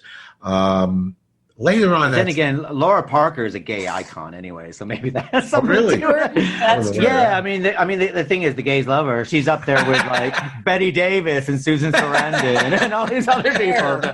So, and if you ask any, if you go to any, I imagine if you ask any gay people who your favorite character is, and they'll probably say Laura Parker is Angelique. Angelique, that's very interesting. Because what does Angelique stand for? Forbidden love, the love. But she was far from it because become very heterosexual. The character in terms of Barnabas and in terms of, and that was even that little thing with Ben where she was trying to seduce him originally before she put a spell on him. And I like Thayer David. They say at one point Thayer said, well, whatever, let's go. Yeah. She's like, no, later. Much later. Angelique just exudes sensuality, though.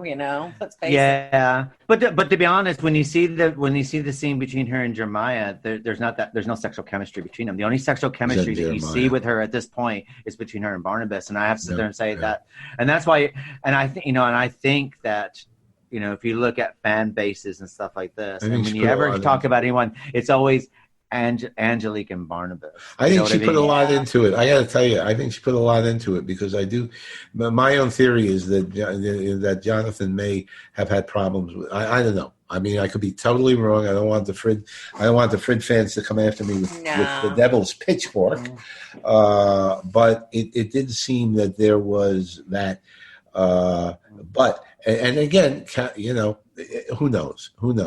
But then again, I think it does play into the whole, before we go into 1795, this whole romanticized version of what Josette is and what their love was and everything like this. And now we're seeing the reality, which is what, as we're going to go further into these 1795 stories, we're going to realize that everything that we kind of heard is not exactly what it was, sort of thing. So maybe it all ties in with that. Well, I know because at this point now... Your theory, like how you're saying that Victoria Winters did not go back to the past to 1795, none of this would have happened. But no, I'm not saying it wouldn't. I'm not saying it wouldn't have happened. It would have still happened because Barnabas is a vampire, right? But Angelique was doing her stuff. But as far as the time span goes, that maybe Naomi would have lasted to the age that she has, sort of thing, and maybe Sarah, what's going to happen to Sarah and what's going to happen to all the other characters. I don't want to explore this. Might not be the years that we've been told about, because at the moment, once we get into 1795, we're going to realize that the years are not going to total what we've been known. I don't want to explore this too much because of the rule, but since you brought it up, Keith, and there's going to be much later when we go into the parallel time in Dark Shadows segment, that goes ahead. And what if Barnabas had not died? What if Barnabas had not turned into a vampire? And that's all I want to say about that. But they do touch upon that a bit, and it is fascinating. Now, I have to sit there and say one thing about Angelique. From what we know, you're kind of watching her, and she's kind of like this evil witch character. But you know what I think what makes it work with her is that you can understand why she feels the way she does. Yeah, she's the one. No hell hath no fury as a woman scorned. And exactly. That's pretty much shit on when you think about it. I mean, she's cast aside like old shoe leather. I'd be kind of PO'd too. Jonathan helped her out on that too, because when they were the famous story, and I don't know whether, but when she was auditioning, Jonathan was trying to help her in terms of how she should come off with this hell hath no fury like a woman scorned thing. Right. And he was actually coaching her on that and made her feel very comfortable. And that was what brought it out of her. So that was also and she gave him credit for it. So I think you have to look at that. But this. What do you think? But as far as if Josette and Jeremiah relationship goes, that would still keep the money in the family, wouldn't it? Yeah. But it was a scandal. As long as she married into the family. Scandal with them. Well, it's two brothers in love with the same woman. That's the scandal, and you don't do it. But I have to also say that we have to kind of look at the family dynamics here. We got Jeremiah, who's the dutiful son, and we got Barnabas, who's the favorite son. And that's what it is, isn't it? Mm-hmm. It's the dutiful son who does everything he's supposed to do, does everything that his dad tells him to do, but he's never going to be the favorite son. It's always going to be Barnabas, even though I don't. Well, Jeremiah is not the son. Jeremiah is the brother of Joshua. That's right. Oh, so yes. So there's only Barnabas and Sarah. Correct. Oh, God, there's not a lot of sex went on between Joshua and Naomi with that age difference. I don't think so. Of course, you'd have to ask him. I mean, you've got to be surprised the Collins family carried on, Well, I learned one thing about the Collins family as well. I know how each of the men dress, and I know every religion of every character in the show now. This is like, the Dark Shadows. I know. Well, you couldn't help but notice which side the bread was buttered on. Good on you, Nathan. Ooh, Jonathan. Ooh, you might want a sock. But I was like, oh my God. But I have to sit there and say I was watching this with my housemate who does makeup for BBC. He does TV shows and stuff like this. And when he saw the costumes for the 1795, he said they were stunning. I go, yeah, they are. I have to say the costuming for this is really stunning. The only time that they get it wrong is sometimes they're all wearing brown and they're in a brown room and you're kind of going, But the costumes are stunning. I mean, Joan whoever did the Bennett, costume design with this did a fantastic job with every single one of them. Joan Bennett, especially when she came in with that she white dress and the green earrings, and she liked that. She went ahead and said that she really enjoyed when she got to dress up in the period costumes. And when I saw her, it reminded me of if she had been in Gone with the Wind. She could have been years ago, and she did audition for that. Well, she auditioned, didn't she, for that? She was one of the people who auditioned for that. She did indeed. She could have been a great Scarlet. And you see in the dresses that she wore for the Naomi character, especially that white one with the green earrings. My God, I mean, you really got a sense. But the costuming, I think, added tremendously to the period. Well, look at Victoria Winters when they put her in the costume drama and the costume. Yeah, she like the poor 1795 gear. The poor little. She had really suited her. She looked like the Foundling Home. Yeah. Well, she had the brown outfit, but then she had the one that the colorful one. She looked really good in the colorful one. The brown one is kind of like, okay, well, we're back to the earth tones for Victoria. But when you do first season, she has the red velvet one, and I thought, God, that really suited you. The one that kind of bodiced up the back and streamlined her. And of course, I mean, she kind of flips back between the red one and the earth tone one, and we see a lot more of the earth tone one, unfortunately. But when she's in the red one, it's like, yeah, that really suits you. Oh, by the way, and Josh and Jeremiah's baby blue suit. I mean, to throw off masculinity and wear baby blue, I mean, you got to have something there. And of course, did you see the blooper? During the seance, she wasn't carrying the book. The book was nowhere near to be found. Yeah, I was going to ask about that if I was losing it. No, you weren't. All of a sudden, she shows up with the book. Go with her. Nope, that's the Collins family history that is mentioned during this block in the narration, and we're going to see what the role that plays later on. But yeah, she shows up with the book. Now, very interesting when was it sitting next to her somewhere? Maybe. Nope. Wasn't there. Nope. All of a sudden, she shows up with the damn book, and when she has the fainting spell. And she wakes up and Abigail's giving her the lecture. Well, what the hell did they do with the book? Abigail burned the clothes. Abigail wanted to burn the clothes, and Jeremiah caught it before the clothes were burned. But all Abigail had to do was take a look at that book that she brought with her, and the hell would have broken loose. They don't talk about that. Well, it's probably a good thing they didn't burn her clothes that she was wearing, because they wouldn't have burned. They would probably be melted. And industrial fire in the house or something. Oh my God, it's witchcraft. Oh, the clothes are melting. Well, you can credit Jeremiah for saving the clothes from the fire. I kind of wonder whose clothes that they gave her, actually. They just have those clothes that's laying around. Phyllis Wicks, of course. No, I'm teasing. Well, they're somewhere in the coach crash, aren't they? Because that's what the coach crashed, isn't it? Right. Yeah. So I don't know if they actually could, but then I guess if they do give her Phyllis Wicks clothes, they're not going to be the best.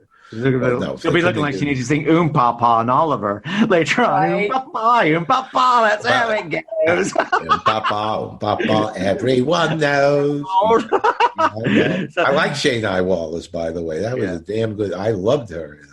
Oh yeah, she's stunning. Yeah, but I have to say, but Phyllis Wick did look more like that than she did like the governess that's going to come and teach your children. Yeah.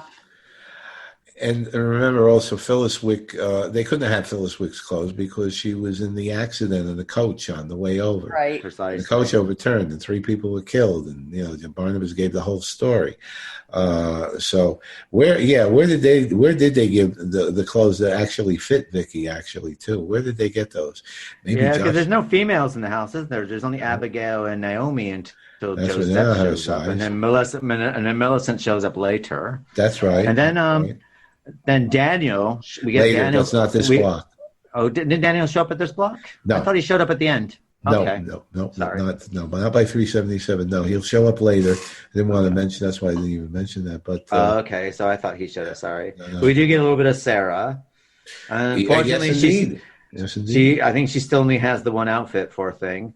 In 1795, she's got a pink one when she meets. Is it the yellow or the blue? I thought there was a yellow and a blue in there somewhere. Looked pink to me when she met Ricky.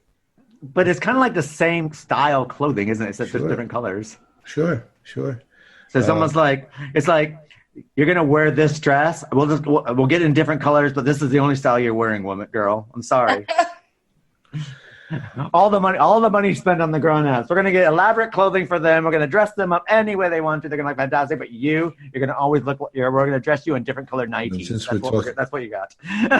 Since we're talking about Sarah, and I don't mean to switch back to the original time, but I just remembered that scene where she's telling Barnabas she's not going to talk to him again until he becomes good. And and do you remember what you taught me when you were teaching me how to write? And wicked is as wicked does, or something like that. But goodness, has to resurface or something.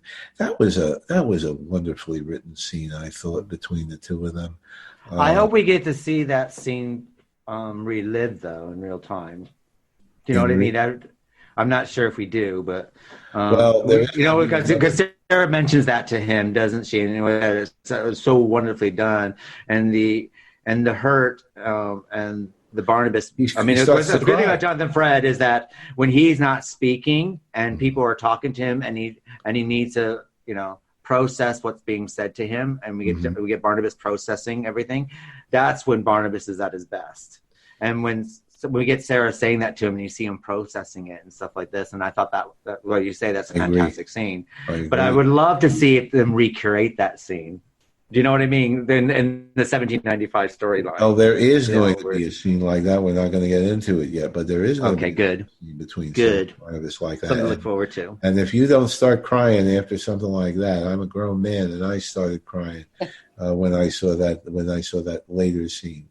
Because it's just it's unbelievable, and it's soap opera-ish, but it just works. It works. By this point, the show had found its own.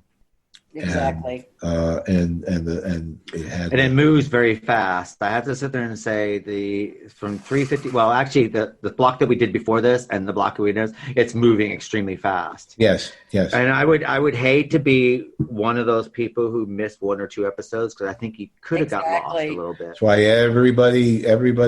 I had a cousin, and I wanted to murder him because I went to high school, came back. This was not in 1795, but later on in the show, and I came back 10 minutes before the show ended. I asked him to recap what had happened, and he wanted me to pay him.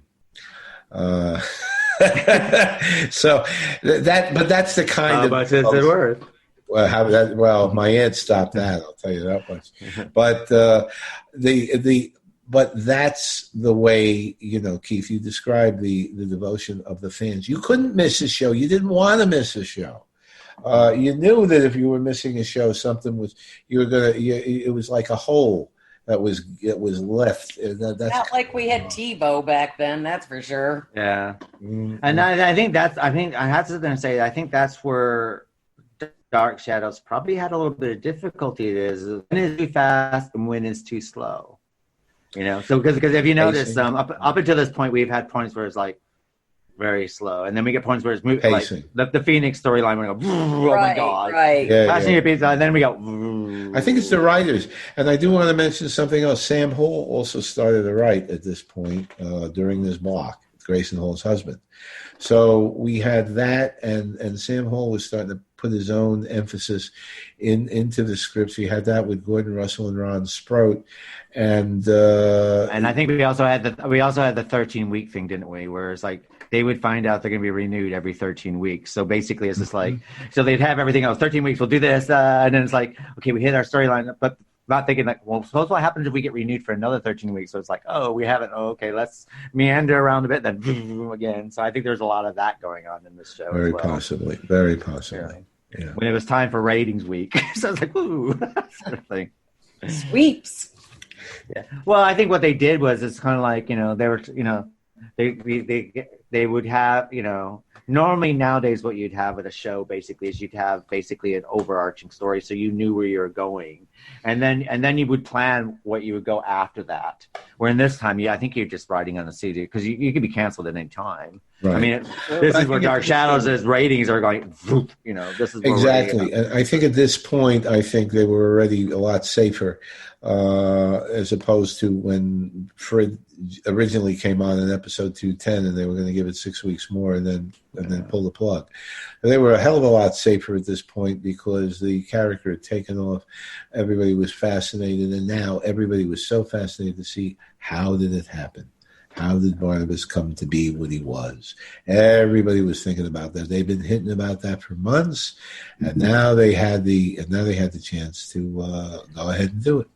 And I think it took a lot of balls to be able to sit there and go, okay, this is what we're going to do, and now we're going to show you an alternative reality from what you've been told and play it off successfully.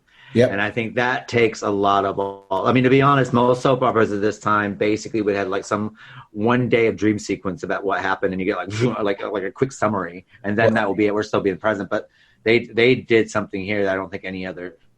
But isn't that what they had? The murder of Paul, the alleged murder of Paul Stoddard. They had that one day thing, where they took it. And that's the way the regular soap operas handled it back then. Yeah. Here they're taking a giant leap. I agree. Yeah, and I think they did it really, really well. Yeah. So I think this now brings us to our who's your favorite character of this block and who's your worst character of this block? Starting with you, Vicky.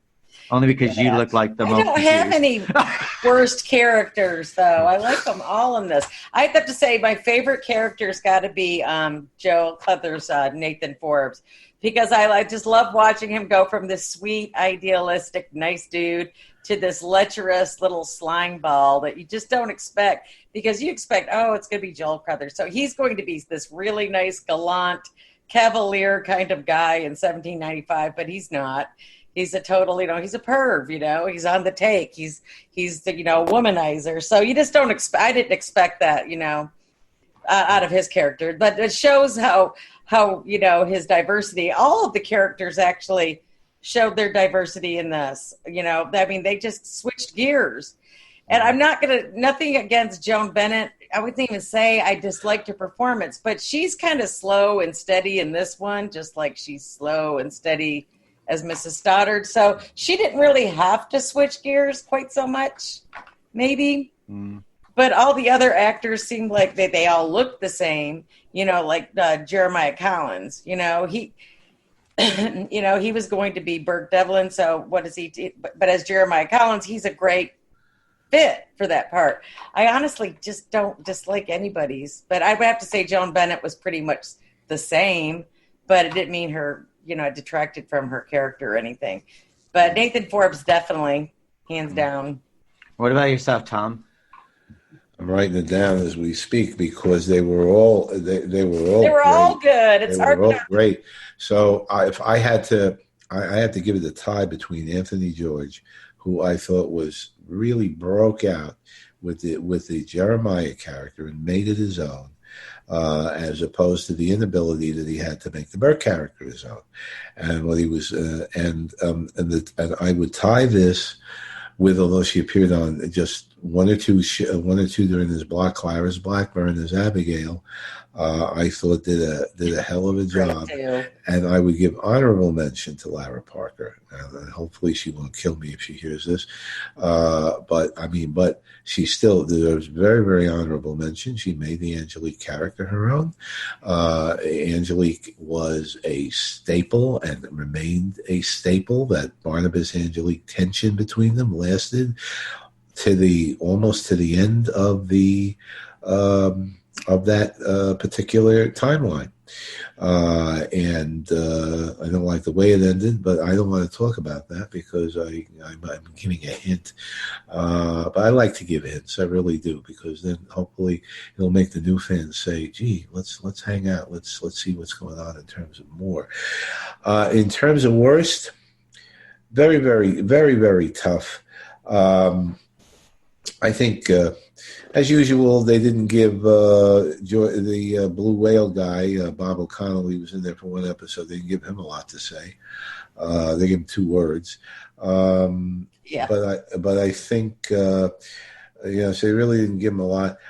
I don't think there was any worse. I even think that when they gave Peter Murphy finally a chance to emote some lines, he sounded like a little bit of a Scottish doctor. There was a little bit of a Scottish brogue in there that I didn't think belonged in there. A very, very faint Scottish accent. If I had to say it was a mediocre performance. I don't think anything was bad. Me either. It's kind of hard to say you don't like someone. These were all good. Well, me, I'm going to have to split this. I have to sit there and say, before we go to 1795, the strongest character for me is Carolyn. I think she's bloody fantastic. Okay. The week, and with Tom Peterson as a close second, because there's something kind of raw. Jerry Lacey. Jerry Lacey's character. There's something very raw and exciting about him. Okay. Yeah, I agree with that too. Which I have to sit there and say that, later on, he's going to mean a lot more to me than what I'm saying now.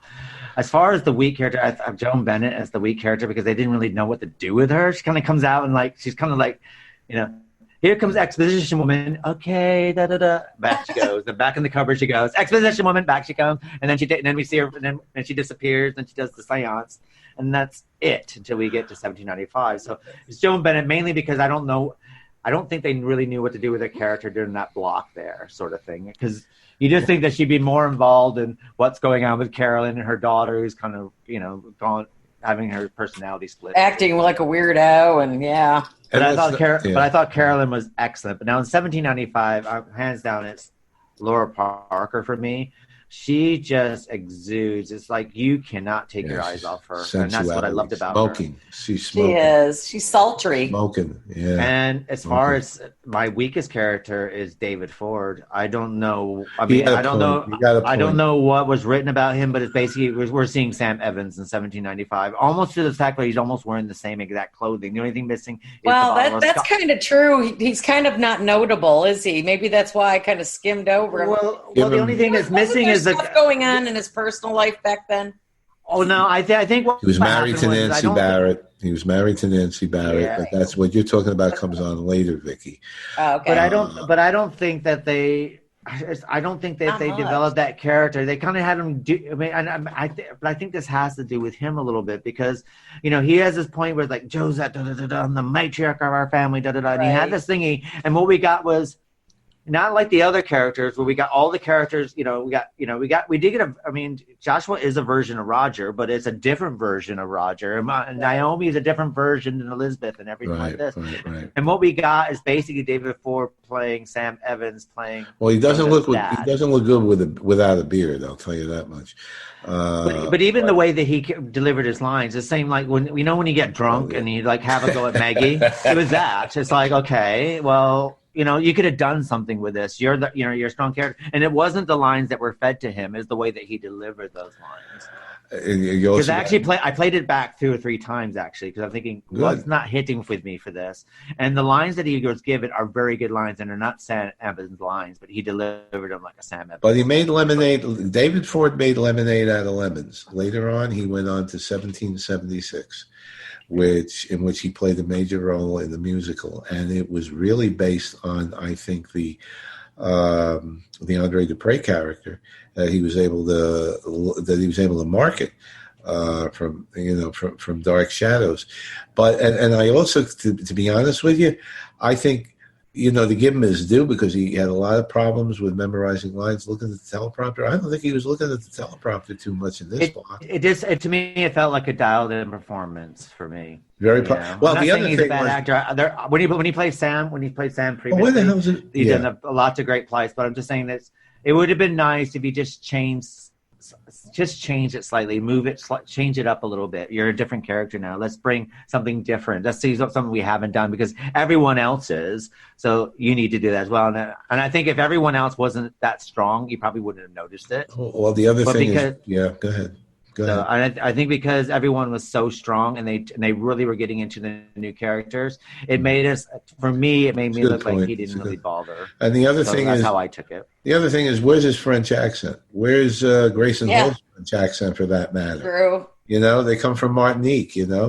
Josette, I I am don't think you're very supposed to. terribly upset at the fact that you are going with Jeremiah.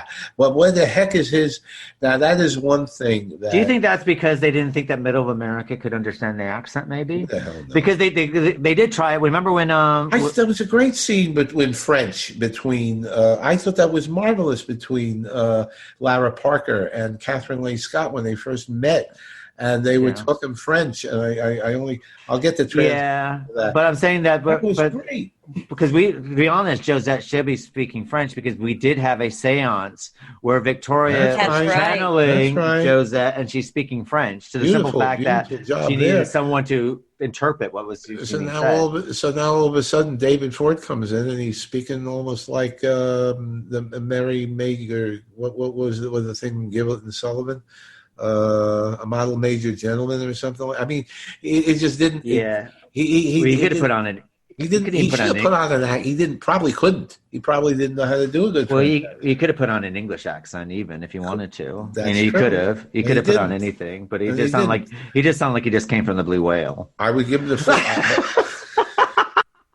probably did. I would fault the directors. It wasn't I would called fault the the director Blue Whale, for that. Why didn't they push him into that? They should have tried to push him into doing an accent. What did they call it? It wasn't the Blue Whale. What was Do you know what? I think probably happened is the eagle. Okay.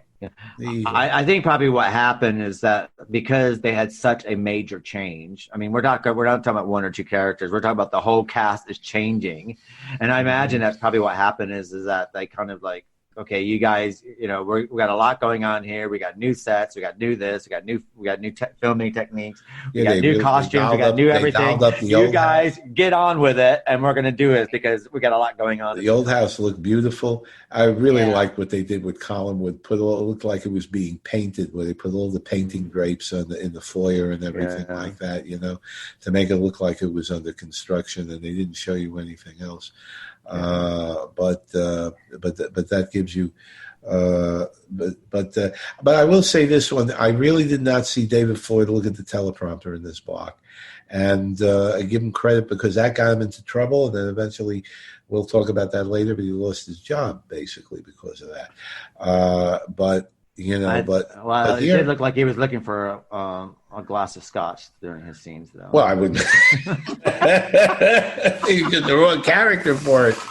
That's all. Maybe him and Naomi could have hit it off that way. Could have snuck into a room. They would have been seen drinking together. That would have been Joshua. So let's do a total roundup about what you thought of this block of episodes. So, Tom, what do you think of this block of episodes overall? Excellent transition between the first half is again they're trying to talk the Carolyn with the recovering Julia's book and the thing with Barnabas and Sarah where they finally meet, and the fact that Sarah's finally accepted. Of course, Roger still is till the very end. Roger doesn't believe that Sarah existed. I mean, one thing I will say about the seance is that Roger at first didn't believe in it, and the characters reminded him that he really liked it. Like, oh yes, I enjoyed that, So that didn't look a little realistic, but I'm nitpicking because I think that the transition, the seance was beautiful with Dory Cavanaugh appearing as Phyllis Wick. The idea of Barnabas trying to get Carolyn to pretend she was Sarah during the seance. And then this thing comes out, but then Sarah possesses Vicky, and so that was very that was a Roger Dodger thing. That was, and then of course getting into the whole 1795 setup where Vicky was meeting the new characters and noticing how much they look like people that she knew in the 20th century, and her adapting to it and her processing it. And Thayer David, God bless him. Let's not forget. I really like Ben Stokes, and you're going to see why even as later on. He does a fantastic job. Oh God, it was wonderful, wonderful. So what we see in this block now is a very bold move to go into the origin story of Barnabas and suspend everything else in the 20th century. That's why you have that introductory dialogue. Time is suspended. This is, they're reminding everybody, well, what's happening to the people? Well, this is a moment in time, and now this is suspended while Vicky is reliving what's going on in 1795, and you're going to see what happens later as to why they are mentioning that and reminding people of that. So that's what I think. Excellent, excellent plot. What about yourself, Vix? I think Tom pretty much summed it up. I think this is why people, even the noobs that watch Dark Shadows, this is what they're waiting for. It's like the meat of the story, basically. Everybody wants that romantic notion of the time travel and going back and seeing how this all started and how it all evolved into the present day as was it at what it is at the moment. But I mean, you hear so much about, Angelique, or you hear about Josette and Barnabas, talking about him being Barnabas, the ancestor, his namesake and whatnot. And, there's a big mystery that's fixing to unravel. And the transition is well, like Tom said, it's brilliant, and it just kind of just definitely draws you in. And this is why people really love Dark Shadows. This is where it really starts, kicking in for especially at least me, because these are my favorite storylines. I agree with you. Yeah, I agree with you. And for me, I have to sit there and say that this is probably the only time in Dark Shadows where they don't finish a storyline, because what we do is we get this great big lead up about Carolyn and Barnabas and stuff like this, and then we cut to a different story. Then we cut to like everything's like put on hold, and we get to hear. It's probably the only time that's like, I'm still interested in what's going on here before the changeover. And that's probably the first time, because normally when they drop storylines up, but sometimes they do drop storylines in Dark Shadows and I just don't care, sort of thing. But I actually do care about this. So then when they changed over, in hindsight though, what I kind of wish they did here is that they kept it in black and white. Then when they went to 1795, have that in color. That like the Wizard fantastic. of Oz. Yeah, that would have been fantastic. Oh my God. Sort of thing. Yeah, that would have been fantastic. But I mean, that's just foresight sort of thing. But I had to sit there and say that this is the first block. Well, one of the only blocks that we've done that I've actually watched every single episode without actually dozing in any of them. So I had to. Oh God, really Keith. For me. But I do have a habit of sometimes it's like they're repeating themselves. Well, you're in the bathtub. No, he needs to get out of the bathtub when he's watching. That's right. I watch it in the bathtub. I watch it on a Saturday morning. I get up and have my cup of tea and I put it on and I watch 4 or 5 episodes.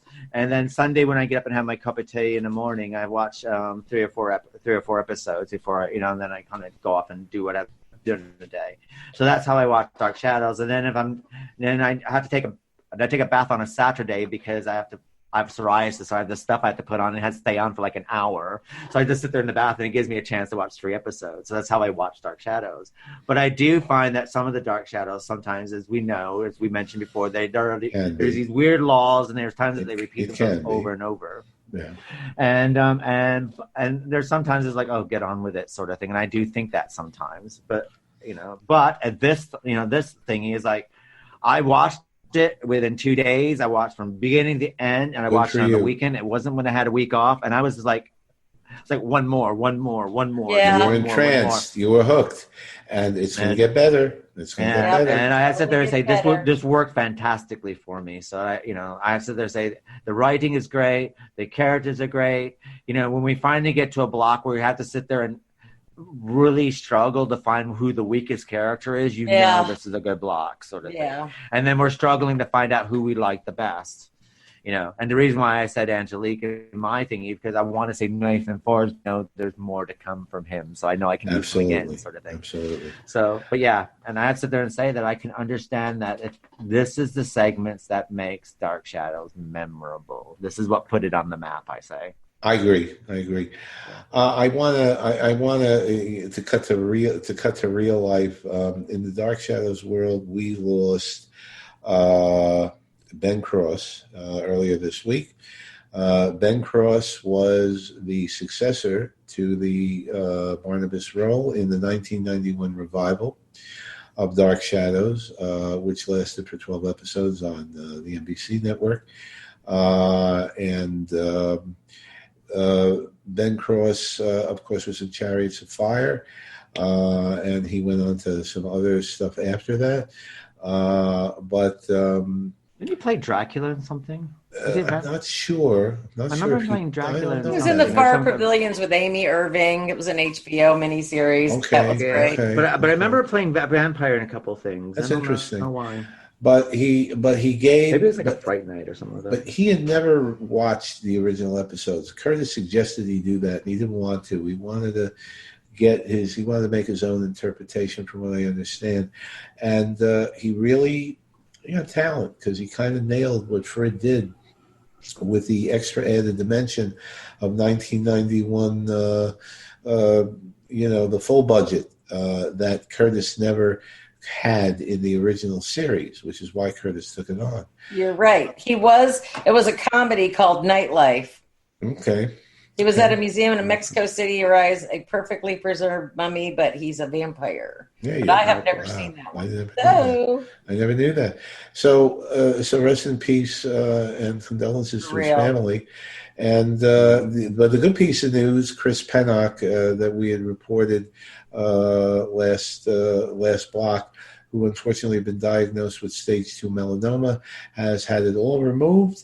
He's doing well. He's doing great, I understand. And and his daughter also, who had COVID, is over the symptoms, and his daughter is doing well as well. So we're really, really appreciative about that. So that brings us to the end of Dark Shadows. This is the end of our Dark Shadows for Season 3. Make sure you tune into next month, where we're in Season 4, and we'll have some Dark Shadows special goodness coming your way. I'm not going to, actually spoil it to you. We got the Laura Parker interview coming, and that will be on the 4th week of Dark Shadows. And, of course, we'll be doing our next segment, which will be 378 to 390 something. And of course we'll make sure that if you subscribe to our newsletter at www.llpodcast.com, you'll know exactly what we'll be covering. And we also got some wonderful surprises coming your way, and we also got some Dark Shadows merchandising that you might be interested in coming your way as well, starting in September and October. And then, of course, if you want to follow us, you can follow us through the many means of podcasting, and I imagine, so pick your favorite one to listen to us. But you can also follow us on IMDb. Go to IMDb and put Literary License Podcast, and you can find out a little bit something of all the guest hosts and all the voices, and put a face to the voices that you've been listening to. So that's good night for myself, and good night, Tom. Good night, Keith. Good night, Vicki, and good night, everybody out there. Stay safe. And good night, Vicki. Good night. Love to all. And next week, we'll be springboarding our Bewitched season for Season 4 with The Passionate Bride. The book, which became the movie I Married a Witch, would become the basis for the TV series Bewitched. So make sure you tune in to us next week to find out how Bewitched all started. Good night, everyone.